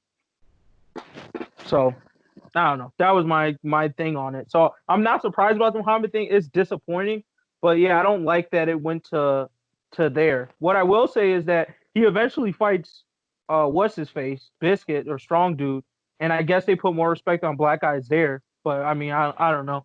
We'll see. Yeah. So that might be the next season. I mean, like, so yeah, the fighting compared to like previous seasons, it's definitely like much like worse. Like you said, they're like really quick fights. It's not as interesting as it was before at all. It's like it's almost like it's kind of a chore to watch it almost like this season. And then so I know you like Juggle was mad about like Muhammad Ali Jr. losing or whatever so easily. To me, what pissed me off the most was the whole thing of him trying to talk to Baki's girl. That shit was so strange to me. That's true. Like he tried to talk to Baki's girl? Yeah, he's trying to marry this girl. I'm like, it didn't make any sense to me. I'm like, does her pussy have some kind of magic powers to make niggas strong? Is that what you're trying to do? No, like, I think I know what the issue was. I don't get it. I think I know the reason behind that because I just watched this episode when Baki went to go visit some old ass tree, and he was saying, how the tree is still standing. Muhammad Ali Jr. came over there and he was like, "Yo, let's box, man." Baki was like, "Nah, I'm good, man. I don't want to fight you." Then he dipped off, and Muhammad Ali Jr. was like, "All right, I'm gonna fucking make you fight me." And I assumed he was going to do something with his girl to try to make Baki mad at him to want to fight him. And I'm guessing that was it. Try to use his girl to make him want to fight against him. Shit, it didn't work. It just seemed like strange to me. Like, and he was actually like trying to like telling this girl he want to marry her. He's the most beautiful. Like, again, niggas like lie and shit, but that was just weird. Like, what was the point? No, it really was. I mean, I'll give them that they literally hinted maybe like one episode in season 2. Like I vaguely remember where like they at least knew each other, but to try and pull like the whole marriage thing, that was way too much. That was just way too much. Yeah. I don't know. I think I can see how if Kagan Ashura didn't do that stupid 3D cell shading shit, I think that would be more popping to me right now. But it did it. So Baki's still being able to hold it. But yeah, this season so far, for me, is the worst of the 3. I don't think it's that great. Yeah. It started off with a pretty low note. Like even Baki getting his shit back, I think they cut it weird. That maybe that's where it is. It's like they kind of cut the season weird. You're following a story that kind of like continued from the last season. It just was really weird. Yeah. In between the tournament, which was like kind of like strange. Like right before the tournament, I guess. And what Muhammad Alakai or whatever. That's why I get so surprised with like these Yujiro challenges that they do. Because like I said, the last part I read, when he fights Yujiro, it just seems like he's so immensely strong, like nobody can stand a chance. So why I could see why like Jug is mad and why I'm a little bothered by that is like the level of respect they put on Alakai by even allowing him to throw hands with Yujiro in the very beginning of the season. Like they showed him run up on Yujiro, and he was like, "All right, let's fight." You know what I'm saying? Huh? That nigga ran away. He ran, but he ran on some goofy shit. But it was still more like they still were using it as a way to show like, oh, he's strong enough to even challenge this dude. Yeah. So you know what I'm saying? So when it first happened, that's what I was thinking too.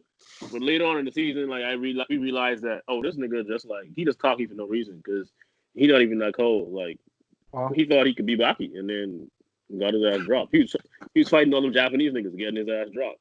So yeah, it was trash season. It's like they hyped them up for nothing, really. Yeah. Like not even like a respectable drop. That's what kind of got me. Like, I mean, if they, I don't know if that's the perfect way to do it, but I mean, like he did end up getting like a dub on Orochi and Judo Buddy. It's like why even give him the W's for that at all? Why not just have them lose those? For them to come back a week later to fight again. Right. And then to like, literally just get embarrassed, though. Like, literal embarrassment. And then after that, they even said, Orochi and Judo Buddy, like, literally said, yo, Baki versus Muhammad Ali Jr., who you think taking the dub? They actually gave it to Muhammad. They gave it to him. Like, they literally said, like, yo, like, but after our fight, he definitely leveled up to be better than Baki. And I was like, what? And then I thought they were saying, like, I thought they said the other way around. No. They said that because of the fights, because of how they did him dirty, that was supposed to be his lesson of like a real death match kind of fight. And then after he like did his recuperating punching the punching bag, they were like, yeah, after like knowing his technique and the fights that we had with him, that was enough to put him over Baki. Like that was their best. And like it was all a waste. Everything after that, the Sea King tournament was just like a waste of time. Yeah. Right. I mean, even the tournament itself was a waste of time also. Yeah, I only semi-liked the match with Yujiro versus the old dude. Yeah. Exactly. I thought that was okay. Yeah, I thought it was good. That was... Go ahead. Sorry. No, I was just going to say that was the only match I was looking forward to in the whole tournament. Yeah. That's true. And my thing is, like, I that's because it only reminded me of, like, the old style of Baki fights where it was like, okay, well, this guy has something, but it's like, oh, this guy also has something. And it's just that, like, one-up match, even though dude still lost at the end. That shit, to me, though, was hilarious. How this man tried to justify his L. Like, I was like, yo, he was so scared of Yujiro that man turned him crazy because that man literally tried to justify that L so hard. He was like, well, I didn't die, so I guess I won. because you know martial arts is for the weak. So technically, as a weak person, if you survive the fight, you won. And they were just like, and I'm just like that guy who's like friends with Baki or whatever. I keep forgetting his name, but I'm just like he has to just listen to this bullshit and just go like, yes, master, you right. But in his head, he like, damn, them niggas just dropped the fuck out this dude that I like chose to spend my life studying under shit were like respect. Like he was goofy. That shit was goofy. Yeah. I low key, I might even change my goofy of the thing to that because I just recently watched that, so I might have two goofies. But anyways, yeah, he deserves it. He deserves it. Yeah, he does. He do, Mr. C Emperor with that goofy shit, bro. Bro, the boldness of the Raitai tournament, I just go like, y'all. I'm like, did y'all know what they came off of? Like, that's my thing. Like, did y'all know that they summoned all these niggas from the worst parts of the world or like the worst criminals in the world and they just finished fighting all these niggas? Like, did they know that? Because I feel like if they knew that, did they think they could beat those niggas? Because that's the only way I feel like you can have the boldness to say the strongest man in the universe is on the other side and you're like, yeah, 5 out of 5, straight dub. I would at least have the courtesy to say, we probably gonna take 4 of these. You know what I'm saying? Like, just assume you're gonna lose to Yujiro. And then, you know what I'm saying? You can get 4 dubs. But to say 5 straight, I was like, these niggas are bold. Yeah. Well, we already seen that the old man, he kind of senile. He don't know what's going on when he talking about he won the fight. So that man was crazy, man. He was goofy. But let's admit, if he were to be the one to fight against everybody on the other side, he probably would have won 4 of those matches.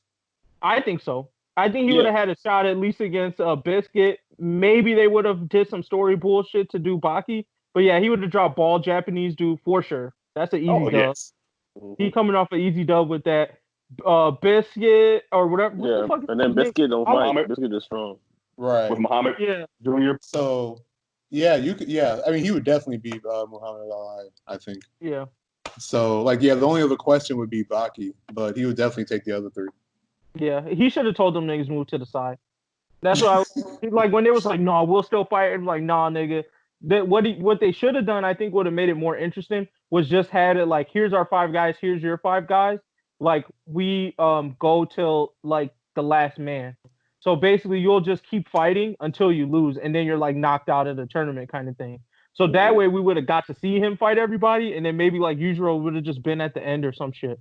That could have been like, legit, actually. That way, I would have been like, I would have felt like they got the respect they needed as like these martial artists. But I felt like compared to the last season's enemies, the Raitai tournament things were straight trash, bro. Like they should have been first season enemies, if anything. Mm. Yeah, I agree. I mean, I guess the only difference is the niggas with the last season, they also use weapons and all kinds of body modifications. I don't know if that's some stuff that would be allowed. I mean, shit, they coming back, so. Yeah, that's true. They're coming back. Oh, they coming back? They hyped that up? Yeah. It's pretty much everyone, like, ever since, like, okay, so Baki, like, at the end, like, claimed, to fight his dad, and his dad finally accepted him. So, like, after that, supposedly that, like, started to make supernatural waves again. So, like, now the prisoners, like the synchronicity bullshit. Right. So now they're going to be after Baki again, and they're, like, low-key training and going to be stronger before. That's, like, what they're hinting at. Wow. So what about that old white man that got turned into a little ass kid in a full old man's body? I mean, he's supposedly still crazy, but he's working out his lower body hardcore, son. Like, bro, I mean, it's crazy. Like, no, like you gotta see it. This kid's legs are like he be painting huge. He paints all day. That's what he does.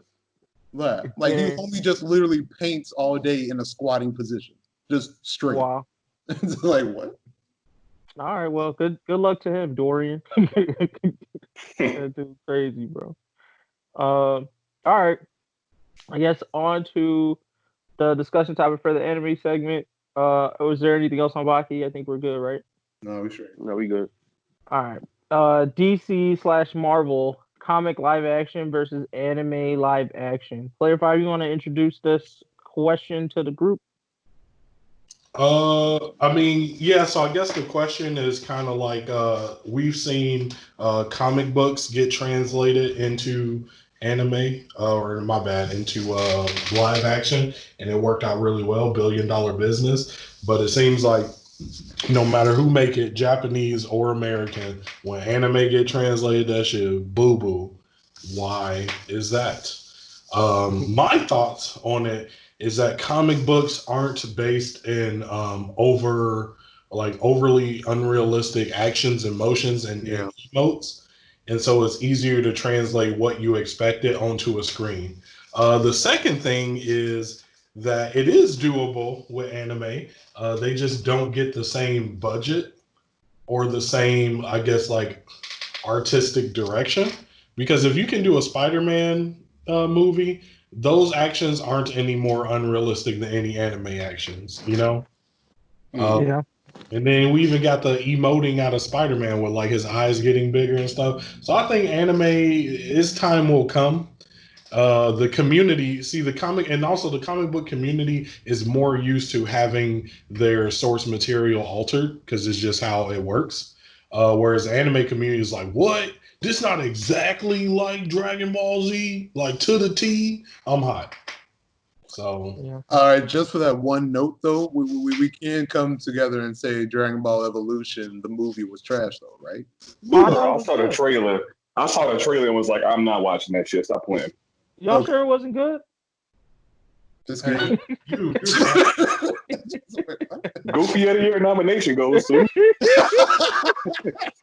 No, I'm just kidding. That shit was trash. But like to send my piggyback off what you said, Player 5, I do think that one of the biggest pieces to that difficulty in conversion is the way the two stories are told.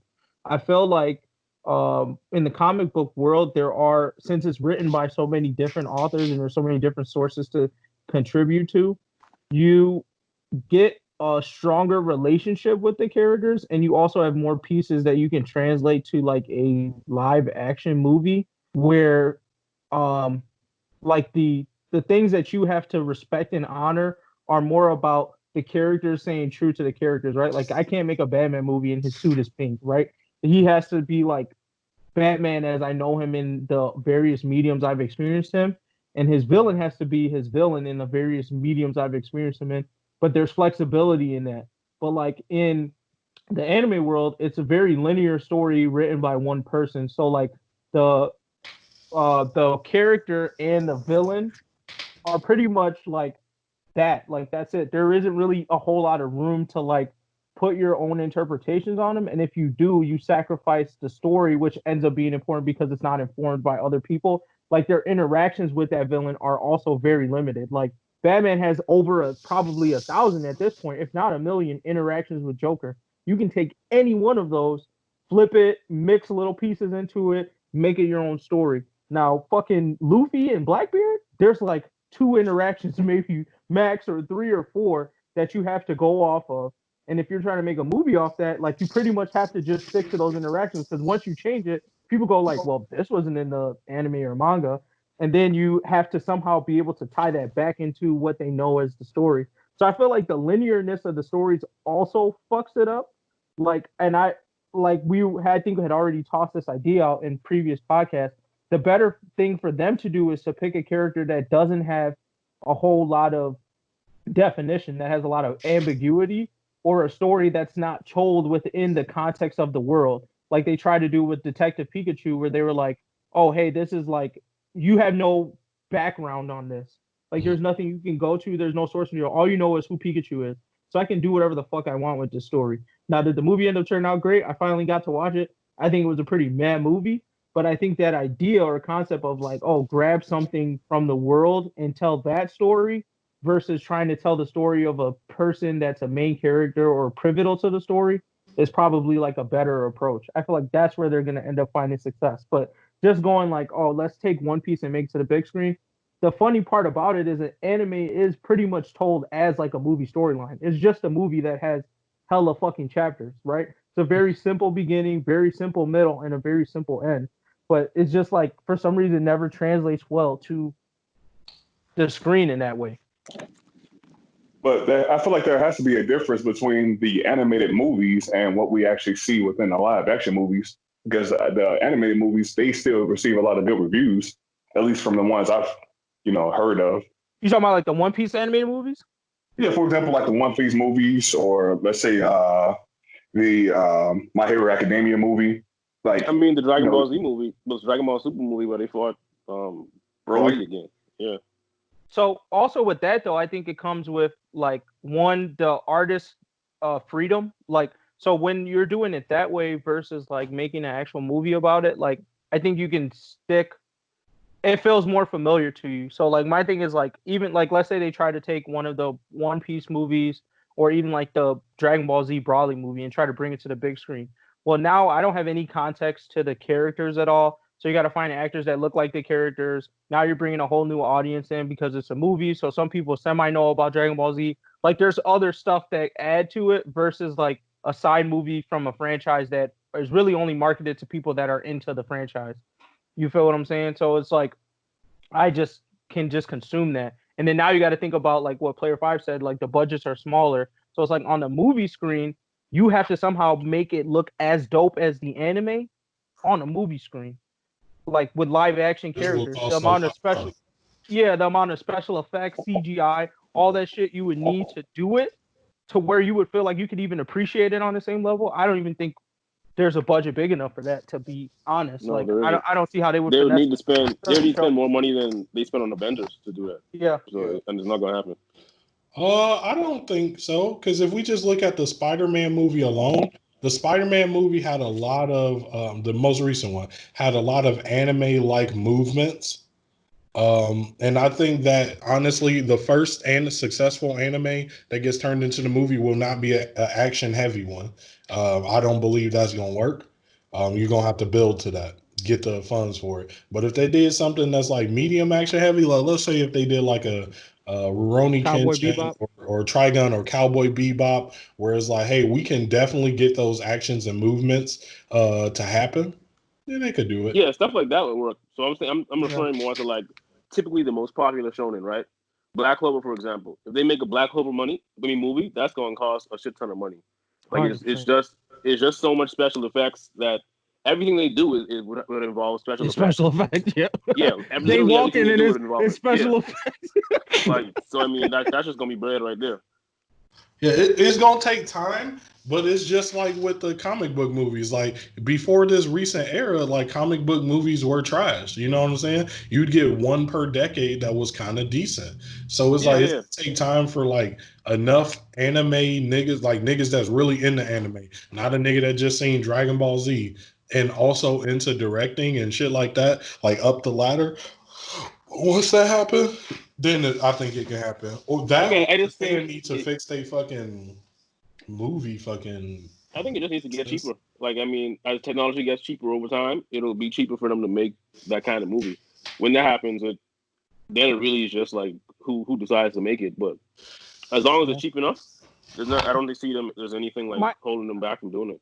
I still think there's an issue with the storytelling, like because my thing is, and like I was bringing up earlier, it's like anime has a very it tells like a movie. So my thing is like you really can't get. I feel like the movie's written for you more or less. Well, yeah, I'm not even thinking about movies in that sense because I think anime would be better suited for like a TV show as opposed to a movie. I'm just talking about live action in general. I'm not saying like an actual movie, a 2-hour movie, because like you said, it'll be along the lines of the movies, the animated movies they release now. That's for the fans of the anime already, because you can't put a One Piece movie out. What arc are you going to start with? You're going to start with that first arc that doesn't really do anything. That's what I'm saying. I'm like, that's what I'm saying. A TV show would work better for anime in general to me. Yeah. I see. I feel like I said. I think, if you're talking about sticking to main characters, maybe I can see your point on maybe making it a TV show. I think if you want to go the movie route, you got to do not any main characters. It has to be like some side story built on in a bigger world, or you have to pick a relatively short anime, like for example, a Demon Slayer. You could probably easily cut out the fat and trim that to a 2-hour movie. Because Demon Slayer Naruto will work. A what? A modern Naruto. Like if you did basically the Naruto retelling, like because the show is done, there have been a ton of spinoffs. Like people are used to that being spent, like almost like they are like with American things. If you did a modern telling of Naruto, like I think it could work. It'd be like a kung fu action flick with a little bit of hint of magic in there, just like the original Batman. Yeah, or not the original, but I'd be interested to see that too. But my other concern, I guess, is that when you take a step back and you really do look at the high level story of an anime, it's very generic. So I go like, how do you like you were saying with the Naruto thing? There's probably a potential to make that interesting, but like let's say they trim the fat and was like, all right, cool, we could fit this into 2 hours. It just becomes a movie you've seen before. You know what I'm saying? Like I don't see how it does anything new. That's pretty much like my big thing too. Like in the end, at least for me, like just talking about my opinion and whoever else shares it, but the biggest intrigue for anime in general was because of how fantastical a world anime can create, right? As far as like the comparison right now we're making it to DC and Marvel, in my opinion, DC and Marvel was more of how can you look at the world we live in with superhero changes to it. Anime is pretty, I mean, like, as far as like when you first get started, in a sense, all of it is like an isekai, right? Where it's like anime literally creates worlds that are just apart from what you live in now. So, and like how crazy those worlds can be, all the bright colors, all the crazy, like pretty much special effects, since we're talking about movies, it's just like that is anime, right? And like to kind of bring anime to real life is kind of like taking away what made anime so appealing in the first place. That is what I think is like the biggest issue they kind of have to deal with / try to handle. So it's like making that actual like change happen. That's I'm still unsure of how to really do that. And like the big, as far as like what you guys been talking about so far, I think the only thing that's really going to cut it is again that super like stupid money budget. Like that's like the only way I really see it like happening where like people are truly excited about it. Again, unless we're talking about anime that is purely as close to related as to like everyday life, like slice of life, you know, like basic kind of drama, that's like, why kind of situation. Because like, you know, soap operas, you know, like everyone loves soap operas and that kind of thing. So I mean that I see, sure. But as soon as you get into like the extra, like just even slightly supernatural aspects of it, I just don't see it really happening. Like 35 said, I mean, it'll be like a hybrid, like not the crazy like action. Like I said, Black Clover, no. But I think Demon Slayer, I think that can easily be replicated. I feel like if they had the bread, of course, if they want to spend it. But I don't think it would be tough for them to do that. I don't see Demon Slayer as much different than what like superhero movies are now. You know. It's a very generic story with Demon Slayer. That's why I think it's easily like the world build. Demon Slayer was shit at world building. My problem is when it gets to like kind of what Juggle was saying, like the world building piece or the fantastical piece or the power system piece. That's when I feel like as a fan, if that's not captured in the movie, which I feel like it becomes hard to do, that's when you go like, oh, this kind of shit, because you're just like, well, yeah. But I feel like Demon Slayer sucked at that. So when it comes to like actually putting that in a movie, it's pretty straightforward. It's just like, oh, here's some niggas, here's like special magical shit they can do with it. Now here's the overall point. You just gotta just defeat this guy Muzan. That's a very generic movie storyline. All you have to do is execute that well, and then you can probably get there. And now the budget is like, all right, cool, fancy sword shit. But like, you know, we've done this before. So they can use a high budget to get it to Demon Slayer level, or they don't. Like they can easily make that into something reasonable. But now long running stories like Naruto, One Piece, where it's like, damn, I appreciate the characters, the villages. Like 2 hours, you gotta make sure you touch on everyone's fan favorites. You gotta give them the respect they deserve. You gotta introduce them to the new niggas. All in 2 hours, like it's very hard. I think. Yeah, I think all the long series are out of it. Like you're not gonna make a movie out of those shits. If it is a movie, it'll be like the movies now, where it's not related to the story at all. Even Demon Slayer, I don't think. I think they'd be better off doing a movie of like kind of extrapolating like all the prequel stuff. So how like all the shit moves on, how he started out as a demon, and how like the first fire sword nigga was fighting him and stuff like that. That shit would make a better movie than the actual current like storyline. That's right too. And then you can make a TV. Like I said, I think a TV show would work better for most of them anyway. But TV shows don't have the budget movies have, so that's another issue itself. Yeah.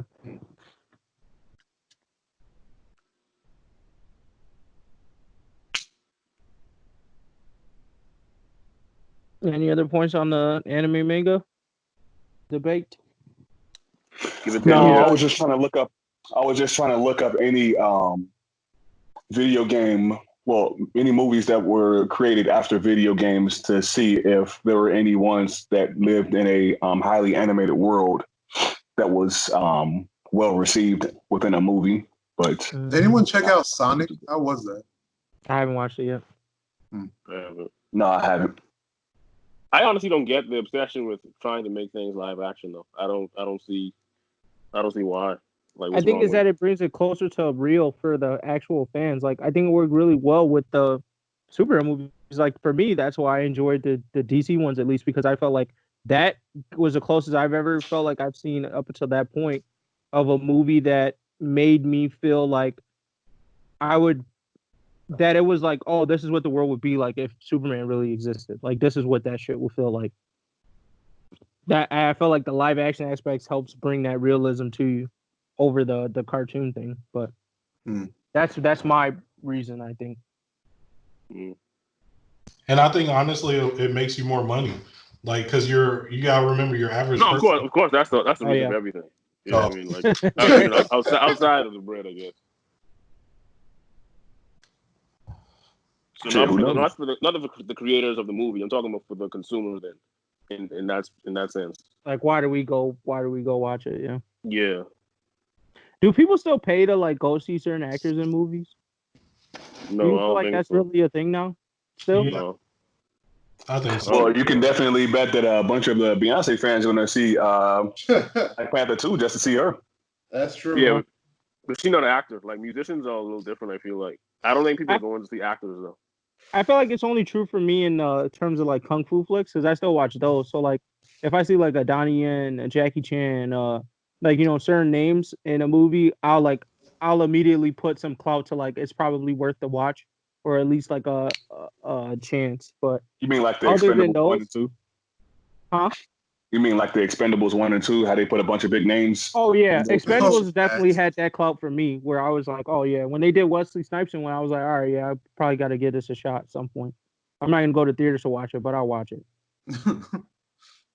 True. Oh yeah, I mean I would watch things, but like you said, I wouldn't pay for certain things just because somebody's in it. It's kind of like what Will Smith said one time. It's like the superstar is kind of dead. It's stuff like that don't really exist anymore. I think social media kind of killed it for most people. In fact, unless you were grandfathered in. If you were like that already, kind of, then you might still have it. But especially any new niggas, no, they gonna never get that. All right. True. All right. Is that it for this? Yes, sir. If so, on to manga highlights. So before we get into that, just put some respect on some stuff that happened during the month, whether it's anime, manga, TV shows, whatever. For me, I'm putting some respect on Doro Hedoro on Netflix. It was just a random watch for me. Picked it up one day. Felt like getting through it. And I thought it was dope. I think I might have like happened upon the manga one time in my searches a long time ago and not know what the fuck was going on. And it's good to see that in the anime, it's still that you don't know what the fuck is going on. It's pretty funny. It's just one of those shows like if you like silly, dark, comedy or like just random shit, it's one of those types of animes. Just real short, sweet, crazy, but interesting and fun. And they for once actually made me okay with this like 3D cell shaded shit. I would They definitely used it say in the the anime, same. and I was okay with it. That was one of the best ones I've seen of it, where I wasn't Agreed. actually bothered by it. So. Yeah, like sometimes you actually, I don't know about you, but I literally like forgot it was CGI sometimes. The only thing that like had me reminding was the was like the women's faces in particular. Oh yeah. Like those that definitely like like what's the best way to describe it? Like they all had like a baby face, if that makes sense. Yeah. So I guess like that kind of reminded me like why does that look weird? And it's like oh okay yeah. So like it definitely had like some sparks there, but like overall it was okay. Like I didn't have any like really big beef with that. Pretty much that's like the same as you. But yeah, definitely a silly kind of dark comedy aspect to it, and I don't know why, but it kept reminding me of Soul Eater, and like a very vague, like I really can see it in minuscule the. amount. Like I don't know, like do you see that at all too? I can see why you would say that. It did give that kind of a vibe. I think maybe the art styles were not like similar in that way, but like the way that Sorcerer World is kind of built. Maybe I that's feel what. like it reminds me a little bit of like some of the missions they went on in Soul Eater, like when they were fighting the wolf and shit like that. So I could totally feel you. I think the world is maybe built similarly across the two. Yeah, that kind of like that kind of how would you say it? Like not just that it's like a dark world, but like quote unquote evil in like Yeah. like all of it's kind of like Satan based and like Satan okay kind of thing. Yes. But Yeah. it was like they didn't like play on it that hard, or at least didn't really get in depth into it as far as the season goes. So I don't know. I thought that was. I mean, I still thought that was like indifferent. I thought I was going to be more uncomfortable by that, but I don't know. They played it No, decently. I love those pieces of the story too. It was weird how much I felt like they didn't explain things, but I was okay with it. Like they would introduce, and not to say I'm out here like a Satan lover or whatever, but like that whole concept of the demons and shit, and like the partner ceremony with the sorcerers, and the sorcerers going to their world that basically just like test their powers on motherfuckers, like random humans. Like, and then they even introduced a backstory of how it wasn't always like that. Like sorcerers used to be hunted in the past. Like it was very like they definitely left a lot of things in the story that would make me want to watch season 2. But I wasn't mad that they just kind of like tossed those things out there and didn't explain them. So I think the author did a good job of that. And then also, I side think note, it was. he's definitely obsessed with like female bodybuilders or some shit like that. Oh He yeah, likes to like draw every strong women. single, like minus that like that one chick, but everyone else, Yeah. every other female was swole as fuck. Like I actually give them a little kind of big ups for that because like their fights were legit too. Like, Oh yeah, that was dope. Yeah. But no, I think pretty much that balance of what you were talking about with like not explaining stuff was like easily made because of how silly it was. It's almost like you took it seriously in a non-serious way, or like vice versa. That like it was just okay based on like how the story was being presented through the episodes. So I don't know. It had like a weird. I don't even know like the way to describe it. It had like a weird comfortability with it, considering how effed up and uncomfortable the show really was. So 100%. Yeah, it was I an think experience. I think we definitely might have to do a should you watch on this one, but other thing I want to put some light respect on the Zenin family from Jujutsu Kaisen, specifically Toji Zenin. I think them niggas was I don't know this past month they just really been putting some respect on that family. And now Toji in this recent chapter just went in, so I just had to highlight that. Yeah, the fact that he jacked that tool. I mean, I'm happy that I called it out, but like, damn, I didn't think they were gonna do it that dirty. Like, my God. He didn't give a fuck. And then last thing is for me, for putting some respect on is Gran Torino. Like once again, I know I put respect on him last time, but once again, Gran Torino is coming out of retirement and outshining heroes consistently, bro. Like I would say in my mind, I only think Endeavor, Eraserhead, Fat Gum, Miracle, and I might even say that's it as far as heroes. I mean, obviously not counting All Might, but like as far as top 10 or like name pro heroes that have maybe done more than Gran Torino in the My Hero Academia manga. All these other hundreds of heroes out here have not shown me any feats, any like skill sets, any powers that tell me that like this Gran Torino, this old ass man, can't catch a body off them. One. And two, is not putting out more work than them. Like, I don't know if they can bring heroes out of retirement and make them top 10, but they need to bring Gran Torino out and just put him up there again in the top 10 list, bro. Because I can only imagine what this nigga was like in his prime. Once again, I'm like, this dude is out here catching bodies. He's just doing shit. And I feel like all these heroes aren't. Yeah, big facts. It came to the save back to back. I mean, homie just puts in work whenever he's on the scene. Like, I'm the true number one hero. He just saved Deku in them, and like I don't even know where he was or what distance he was able to jump. But just imagine, like this is a guy in retirement, So like, what the fuck was he doing not in retirement? And they keep talking about this quirk singularity shit like niggas was hoes back in the day. I'm like, Gran Torino was not a hoe. Clearly, like that nigga was doing something. Like this man is out saving lives and he got arthritis and shit. The fuck? Those are facts. You're going hard. All right. Anything else we want to put respect on this month? Or we can move into the real quick in general, I finally got to watching Puella Magi Madoka Magica.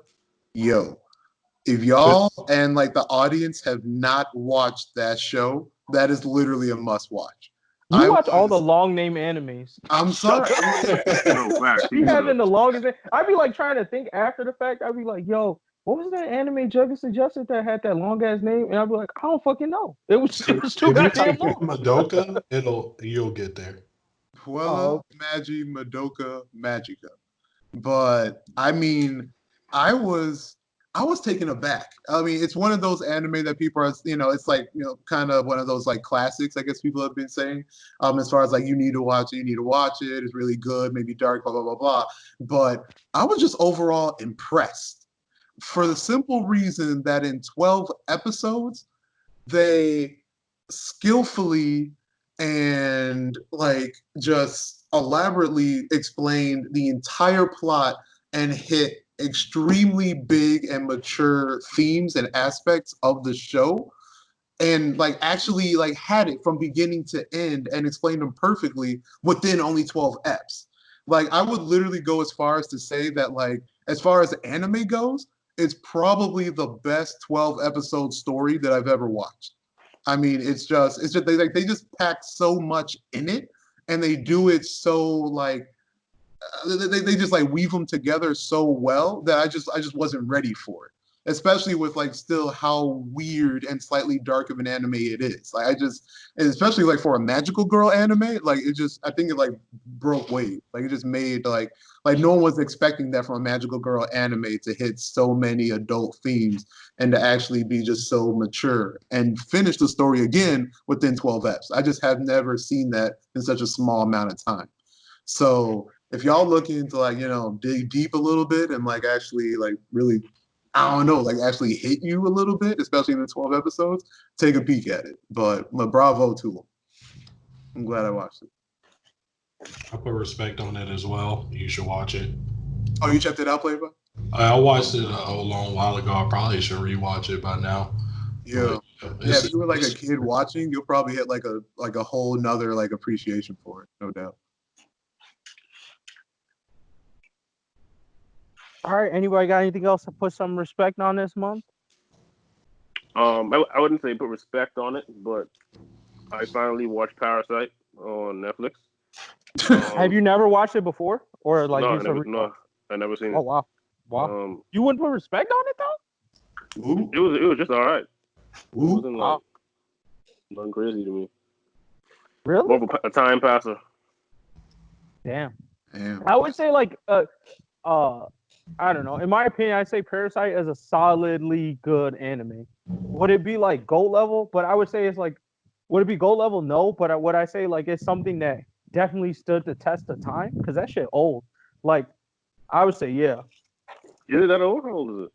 That shit was old. Like the Parasite manga came out in like the 80s. I want. The one that's on Netflix is a updated one. Remake, yeah. Yeah.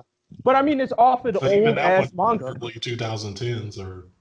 Yeah. But I'm saying like it's based off of old ass manga. Like the story they're telling is still based off the manga. They try like a couple things here and there, but it's like old as fuck. Like the fact that that's wrong. It was decent. It was still decent. I just thought it was gonna be like, wow, Well, that's the 80s part of it. I feel like it's not gonna be wild because he probably never, you know what I'm saying? He wasn't competing with DBZs back then. He didn't need to make his shit big and flashy. No, it's not about the flashiness. It's just like, I mean, the actual story itself. I thought it was going to be, from how I understood, people like kind of talk about it, like have it on a higher tier than it seemed to be to me. But it was still decent, like I said. I think it's one of those things because it's such a well-told story. Like, you know what I'm saying? Like, how many flaws would you really say you were like, or plot holes that you were like, I felt like the villains were pretty good. the character development was pretty solid, and I liked the characters. I don't know. Where would you put it? Because you just recently watched it too, Player 5. Do you think it's accurate, like it's a man thing, or you felt like you put a little bit higher? So when I even originally watched it, I felt like niggas they hyped it. They hyped it to like legendary levels. And and if you've been hearing that, like if he been hearing that growing up and then watched it, I could see where the like, oh, it's man is coming from. Because I always thought that's exactly where it's coming from. but it's definitely not like the thing I'd be like, yo, bro, hey, if you got 5 anime to watch before you die, Parasite on there. Like, that's how niggas was going in the early 2000s. See, that goat talk. It's that goat talk that be fucking it up. Yeah. It's classic. I think that's because we were doing that in that panel we had too. They were talking about Yu Yu Hakusho, like niggas was getting mad because people were saying like Yu Yu Hakusho is like a goat. And thing is like, I think it's just a classic. Like it's a good show. It kind of stands the test of time. Like you should watch it, kind of thing. Versus like Goat, where it's like, if you don't watch it, like you're some type of, I don't know, crazy person. I feel like Parasite is definitely a classic. Considering the time it came out, like the actual original manga, the fact that I could still watch it in 2010 and y'all in 2020 and still go like I got through the whole thing. I think it says something about the work. You know what I'm saying? It's crazy. In my opinion. But I agree. To each his own.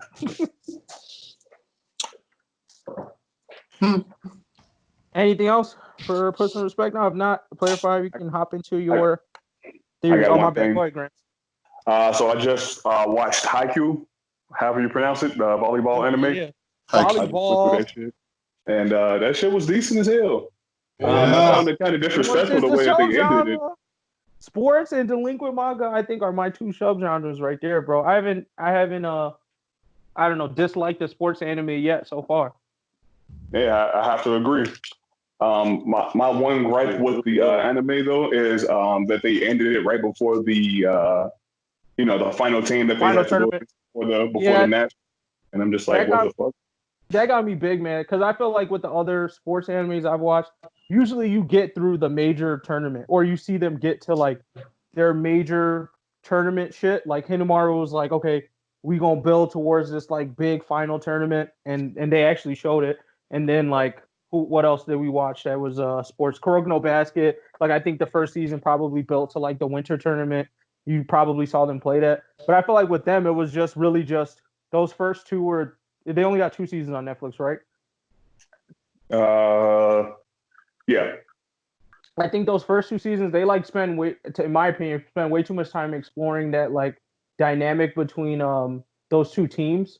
Like the guy, what the fuck is his name? I think it's Kaguya? I don't know. The dude with the black hair and the guy he used to like play under that goes to that other team. Like I felt like they spent way too much time hyping up that rivalry. And I was just like, I care, but I don't care as much as like seeing the other teams play, like and how cold they are. Mm-hmm. Exactly. Like when they did the whole, it was like 5 or 6 teams all competing against each other, and you get to see like one team was good with combination attacks, one team is good with blocking, one team has this ultimate spiker or whatever. And it was like, okay, that's lit. So we're gonna be able to see how these other teams can help the main team that we're watching be able to grow each of their characters in specific ways. Well, that seemed like the most interesting thing, the interesting part to it, in my opinion. Oh yeah, the iron wall of Date, I think. Yeah, Date Tech. Them niggas was funny to me, but yeah. Anything else for the month? If not, Player 5, go ahead, share your My Hero Academia theory. All right. It's a pretty lengthy one. Feel free to interject if ever you get to a point where you're like, huh? But I'm gonna tell you the main point of this theory after reading these chapters, and then I'm gonna get into it. And so the main point is that Deku is All for One's child. And his quirk is the ability to replicate quirks. Okay? So now, this is Deku's secret quirk, of course. That so this is my info on it. So we know from Aizawa, first thing is that he doesn't just like shut off quirk. Like Aizawa doesn't shut off quirks. He suppresses their quirk factor, right? So we know that there is a possibility to basically suppress one's quirk factor. Your quirk is not gone; it's just suppressed. But for all intents and purposes, your quirk might as well be gone, right? Okay, so now my first set of or my first part of the theory is that all for one's quirk. Don't you know how they say in My Hero that people learn new stuff about their quirk all the time, and that you may think your quirk is one thing, but a few years down the road realize it's another. I think all for one's quirk is a two-parter, and one is that he doesn't steal your quirk; he suppresses your quirk factor and then replicates that quirk factor in another person. So that's the first part. Okay. And then we So it's know like a that trade. yeah, it's like a trade, not an actual steal, more like a trade. Okay. And then so another thing that we know is that quirks are also can be hereditary. So like you can get an aspect of your parents' quirk. We know this through the Todorokis, right? So let's just say if Deku is All for One's son or some relation to him, then with that aspect of All for One, like if it is the way I said it worked, then it would be reasonable to say like, okay, Deku got a portion of his father's quirk, the ability to replicate quirks. Okay. Um, but without having to suppress it. This could be a move forward or it can just be a side thing, however you feel about it. Okay. So then I think that the Dr. Ujiko then takes Deku's quirk when he's a child. I think that's Ujiko's whole purpose is to take strong quirks from children to give to All for One. Okay. We know that at least before the main story, no moves weren't a thing. And the only reason no moves are a thing now is because they can now replicate quirks. Right. So up until recent history, the Ujiko and All for One did not have the ability to replicate a quirk. So this isn't the ability of All for One. This is some new thing that they got. Right. Um, so I believe that their ability to replicate quirks in Nomus and in other people is through Deku's old quirk, the ability to replicate quirks. And we've seen examples like All for One itself was even replicated. Another bit of evidence I have for this that it is not some technology that allows them to replicate quirks is that we see the same thing with Eerie. Like there's no technology that allows you to erase quirk.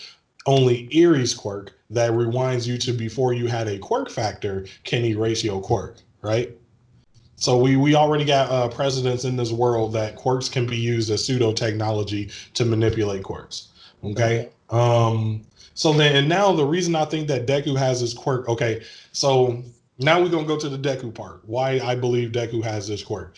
You think he has a replicate quirk right now, or are you saying like Yes, I think he has it because remember I said that All for One's ability is to suppress your quirk and then replicate it. And the reason I believe he has a suppressed version of his quirk and his quirk isn't actually gone is because once you give him All for One boosts the quirk that you already have. So if you had a suppressed quirk, there's reason to believe that All for One could boost you back to having that quirk. And the first thing we see Deku do when he gets All for One that's abnormal is now he can reproduce the quirks of these other people. No other person with All for One could do that. And some could argue like, hey, maybe All for One wasn't powerful enough yet. Or maybe I should say One for All. Y'all know what the fuck I'm talking about though, right? Mm-hmm. Yeah. Yeah. Maybe people would say, oh, One for All wasn't powerful enough yet. But I'm like, come on, bro. All Might was the most powerful hero in history. That motherfucker was powerful enough. I think it's because Deku has the ability to replicate quirks that he can sense the quirks these original users had and then replicate their quirk. Which is why Deku is getting extra quirks. So do you think the relationship with the like Avatar-esque relationship he has with the previous users is due to his quirk? I think the Avatar-esque relationship is due to the it could be either, but I personally think it's just due to the nature of One for All. But then the ability to access their quirks, like because even All Might say he saw the visages, right? So we know that that's not a Deku thing, right? But Deku was able to see the visages and then copy their quirk, which I think is some like different manifestation. It could be of his ability to copy quirks or replicate quirks. And then this also takes me to the My Hero movie. In the My Hero movie, Deku gives Bakugo one for all, but at the end of the day, Deku still had one for all. And my argument, what they argued in the movie is that, oh, one for all is sentient now, which I think is goofy because it's just a quirk. I think that maybe Deku was actually using his ability to replicate quirks to give Bakugo all for one, which is why he got the strength enhancing and not the other quirks, because he can replicate quirks. Mm-hmm. I think that's my theory right there. I mean, I think I buy a lot of what you're saying. The only thing that I go like confusing, like, so I guess I was up with you until it goes like how he got his power back. Because my thought is, I thought they could have easily explained that away with Eri, like since he had Eri backpack for that period of time, like while he was fighting Overhaul, they could say maybe it came back at that point in time. Because I'm guessing if we look back at the storyline, all of the shit started changing right after that arc, anyways. That's true. So it actually probably lines up a lot with the time frame. And then other than that, the only other question would be if he's all for one son.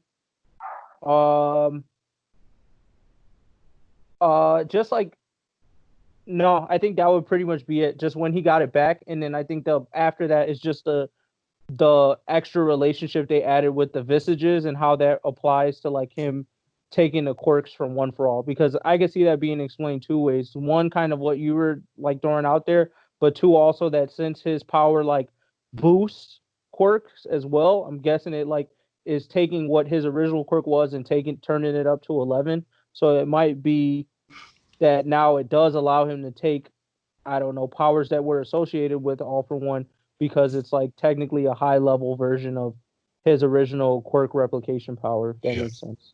I like that addition to the theory even better. So now that is officially a part of the theory. Wow. So boom, right there. There's the full theory. Airy backpack. Damn. Huh.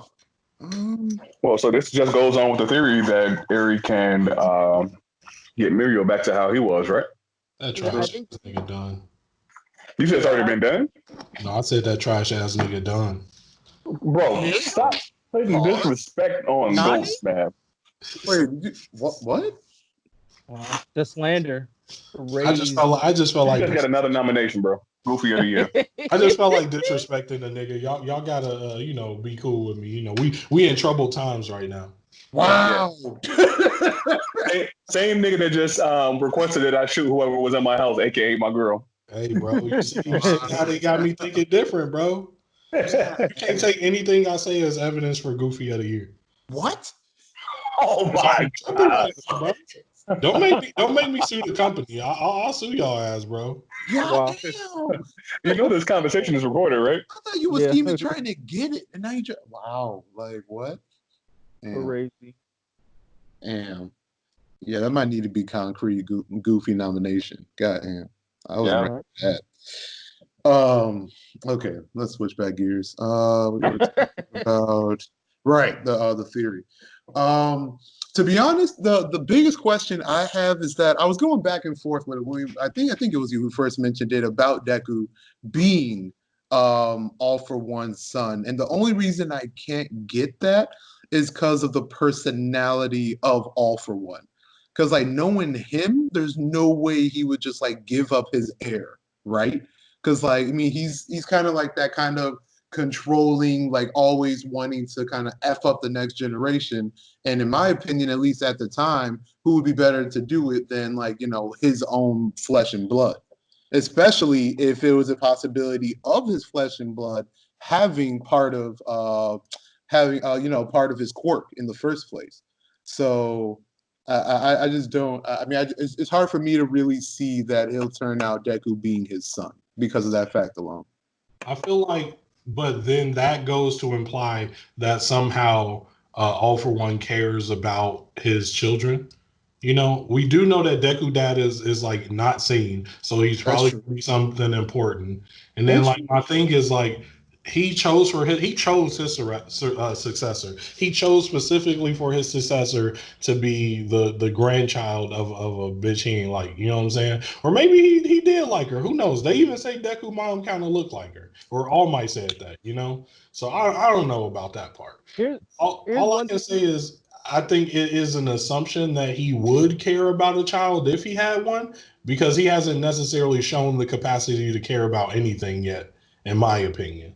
Tomura, I guess, but Well, I whatever. mean, like, no, I meant in the sense of like he wouldn't care for his child, quote unquote, but Okay. his child would be the perfect successor at the time, considering. You know what I mean? Like, I mean, if he was always about, it would be kind of like a Endeavor situation, right? Like the first person you're gonna like, think about at least as far as like leaving your legacy behind would be your own children, right? So like, why would he like immediately give up his own child? I mean, I think he's still trying to, live forever. That's just my opinion. But I could see if he's just like Endeavor. Endeavor is effectively he was cheating his children or treating his children like objects. Like, you may be my legacy, but I really only want you for your quirk. So it could be literally the exact same thing with what's his name, All For One. He could be like, hey, yeah, you're my kid, but I'm only using you so that you could birth me a cool quirk that I can steal. Right.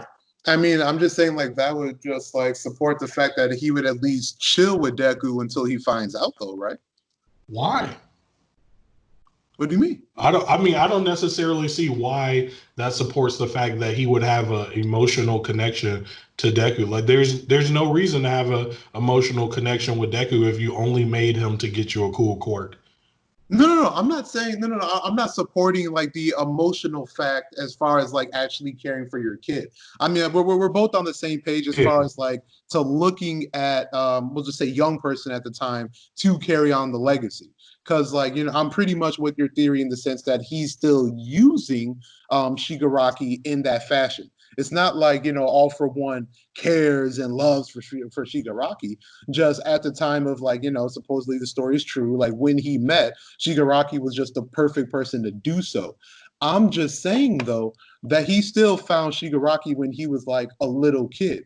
So why Shigaraki? Like why was the focus off of Deku and onto Shigaraki in the first place? That's the kind of like what I'm like having a tough time trying to understand. That's my Maybe because Shigaraki older, so they like were young at different points in time. I like that. Actually, that's a good question. Like, what is actually the age difference between Shigaraki and Deku? Well, Shigaraki's an adult at the very least. I'm pretty sure we probably look it up somewhere. I'll look it up and see. But I know he's adult at the very least. So One thing I go ahead. One thing I wanted to throw out there, though, I think that could also be a possible explanation is, I mean, All For One, he's 20, and then Deku's what, like 13, 14, 14? I think. Oh, okay. 6 years. Okay, I'm seeing it now. Okay, so Shigaraki, they're saying right now is 20. Okay. All right, so I guess that makes sense in that respect. Okay, then never mind. I'll take that back then. So the focus was just on him because he was just born first. And then like he didn't really care about the other kids because he already had Shigaraki. All right, never mind. That's it. I would actually see like more as far as the All For One thing. I wouldn't see Deku as a direct descendant of All For One, because I still, my thing is like, why then, why now? I feel like All For One has lived for a bunch of years, so he's probably had a bunch of kids. So I personally think his dad probably could be like, and this is only because I want to buy that there might be like other country theory out there. So I feel like his dad could be someone of prominence in another country. And what happens is, in order to do that segue of like, oh, Deku leaves, get bulks up somewhere else and comes back and like catches bodies, is his dad is existing, but his dad is actually a descendant of All For One. So it's like it's in the bloodline, but he's not like a direct All For One descendant in the same way that Tomura is not a like the Nana Shimura or whatever is not his mom. You know what I'm saying? It's his grandma or whatever. So it's like it's still, yeah, they're related, but not in the where they have to do this like direct, oh, this dude's your father and he's like super evil thing. It could just be like, oh well, my descendant is this super evil motherfucker, and you can still carry the same weights without you having to explain all things. Because I still don't get mostly why I don't buy that theory is Deku's mom. It's just her as a person.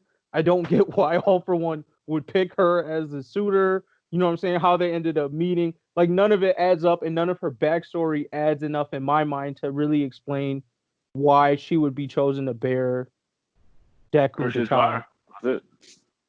So, I guess, but that's what I'm saying. It just doesn't add up to me. Like, I feel like it could be like he has a real hero dad out there somewhere in another country, and that guy, you can make up whatever story you want as how the mom and them met.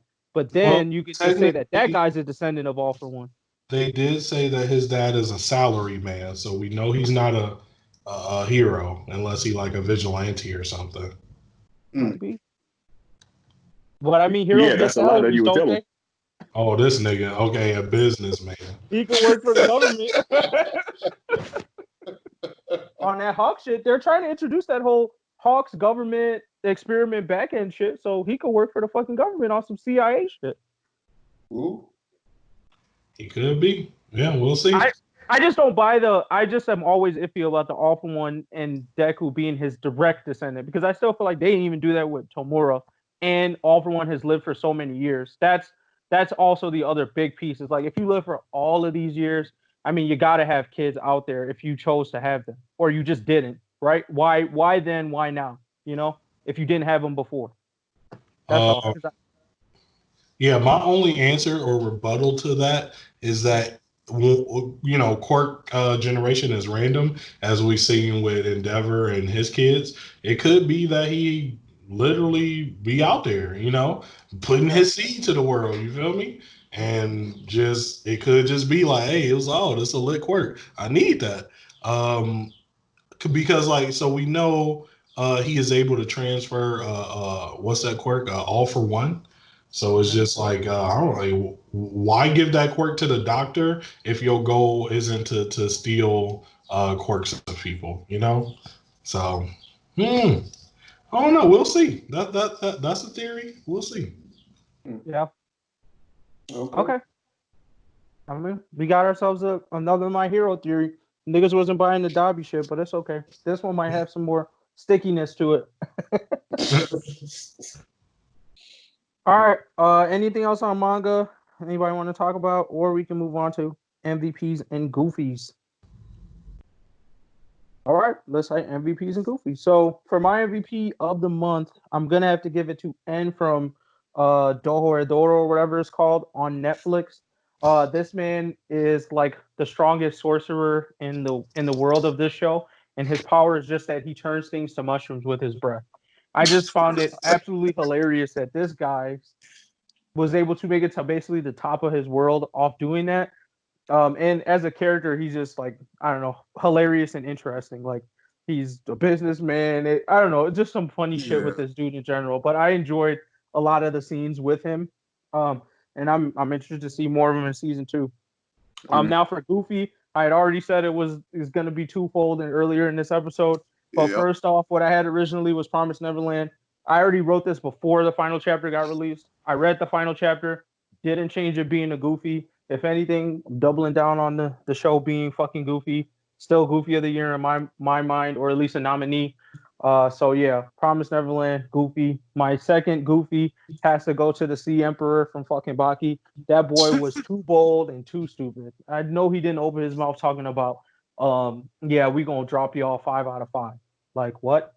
Goofy. So, and then to like try to whatever mentally finesse his L talking about, well, if you don't die, then you didn't lose. Like, all right, bro. Next. So that's it for me. Yeah. I'm gonna give my MVP to Scratchman Apu, simply because I just didn't see that coming. Those blows to like Luffy and Zoro, and actually like even for a hot second, KOing Luffy in that one hit. Like that, I mean that's just like insta respect in my book. And then like we talked about already in the previous episode, but I mean his ability, I guess, pretty is OP if the only true defense would be to plug up your ears. So Like at least when if you just try to run up on him, not knowing what's up, I mean, you taking the L is pretty much what they were trying to say. So definitely giving big ups for actually like us understanding now his like power concept. He's definitely up there now. As far as Goofy though, I already talked about it, but Muhammad Alai Jr., bro, like, goddamn, man. What is you doing with your life, bro? Like, why did you like they literally knocked on the glass saying, yo, come outside. Like all you had to do was just say no. Like it would have been okay running away. Like I mean, he told this man come outside. This kid, I mean, homie literally had casts like all over his body and they ran up on him and gave him the option pretty much to come outside. Would they would have chased him down? Maybe. But at the same time, you ain't getting no W. So it's like, what was the point? And then like him spend the game to Baki's girl, and then just like literally 2 hits was all it needed from Baki to KO you, bro. 2 hits to end the match after all that buildup. I'm sorry. I was sad. So I'm sorry, but you goofy. That's it.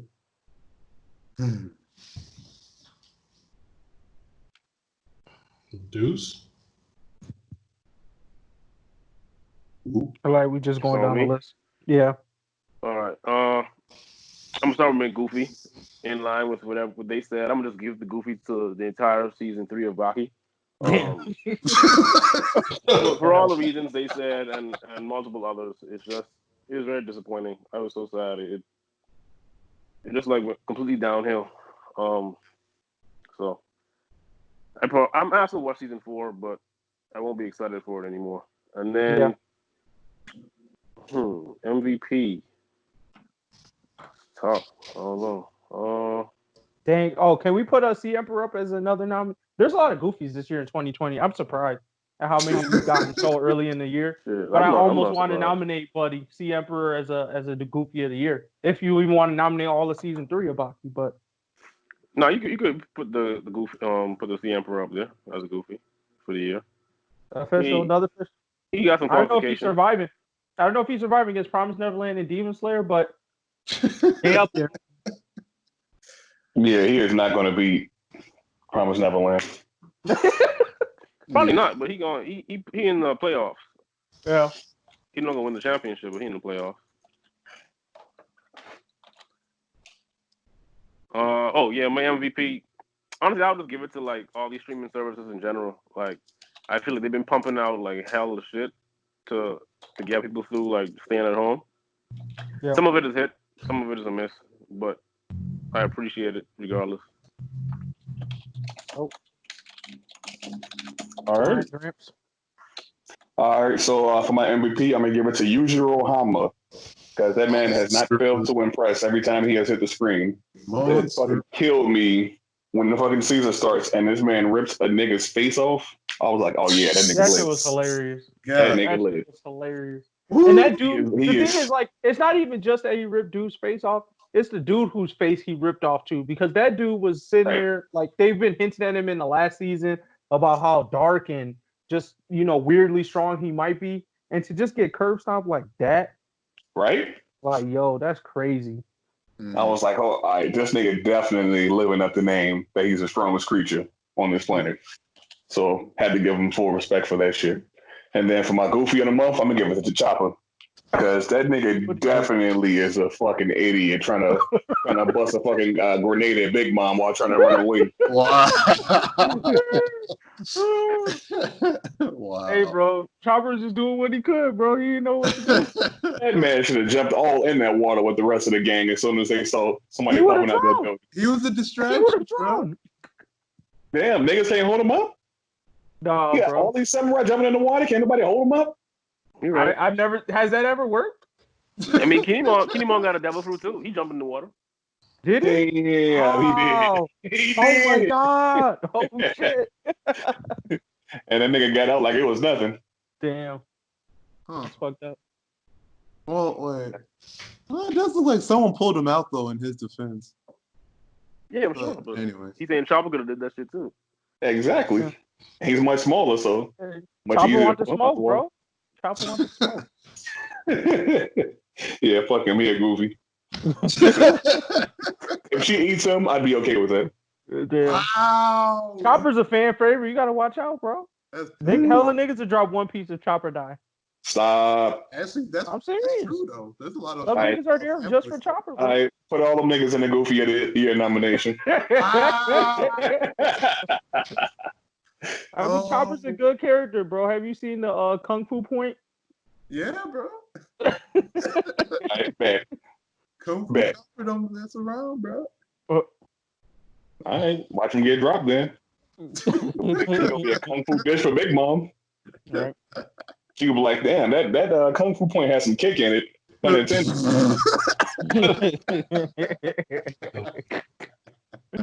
Wow. So for my MVP, I wanted to give it to Isaac from Castlevania. He was a wonderful portrayal of a black main character almost, you know what I mean? Like, he was just doing him. He wasn't trying to be over the top or gimmicky. And he also went hard as fuck. He had great character development. Like, you see moments where he literally questions his lifestyle and what he thinks. And yeah, he do him. I fuck with him heavy for that. Goofy of the year, or my bad, month, shit. I almost got that bitch for the year. And it's mainly because the last time I watched her, I was a child. So I just saw what everybody else saw. Blue fireballs and lightning bolts. But my Goofy is Azula. Azula, a fucking bum. Garbo. I knew she was related to Zuko, but I didn't know she was related to Rock Lee. Like, Wow. wow. What? You ain't shit. That's big facts. Like at first I was like, you know, I'm just like everybody else. I'm coming off of when I was a kid. Ooh, Azula cold. Azula better than ooh. You watch her and you realize like, okay, if May and Ty Lee weren't there hard carrying her ass, she'd have got mobbed the fuck out. She did less head work on catching Aang than Zuko did, and she had 1 billion times the resources. Like, she got cool fireballs and lightning, but really all she do is acrobatically dodge and try and muscle her way through every fight. Like, she tries, bro. Like, and the only nigga she beat, she snaked. She snaked my nigga Iroh, snaked my nigga Aang. I'm like, bro, she's a buster, like a bum. She is not gonna run the ones with nobody. But you had said before you was caping for her hard last Yeah, episode. I was goofy. I was big goofy, bro. I rewatched it as an adult. I take that back. Yeah, Azula, he put himself on the list. Yes, he did. Azula trash, bro. So she's not taking the White Lotus Society, bro. What about your boy? What about your boy from the White Lotus, the not Iroh firebender? Oh, Jong? Yeah. Yeah, Jong body her. Wow, you said she would get body. He would get body by her last time. Yeah, that's what I thought. But upon rewatching, I'm like, look, Azula is very good at dodging, but she tries to brute force people, and that dude is a defensive firebending specialist. He'll probably eat her ass for real. Like, so does the ranking change with the females from last time, or you think it's still? Azula's at the bottom. Dang, Toph over Azula. Last place. Toph beat Azula.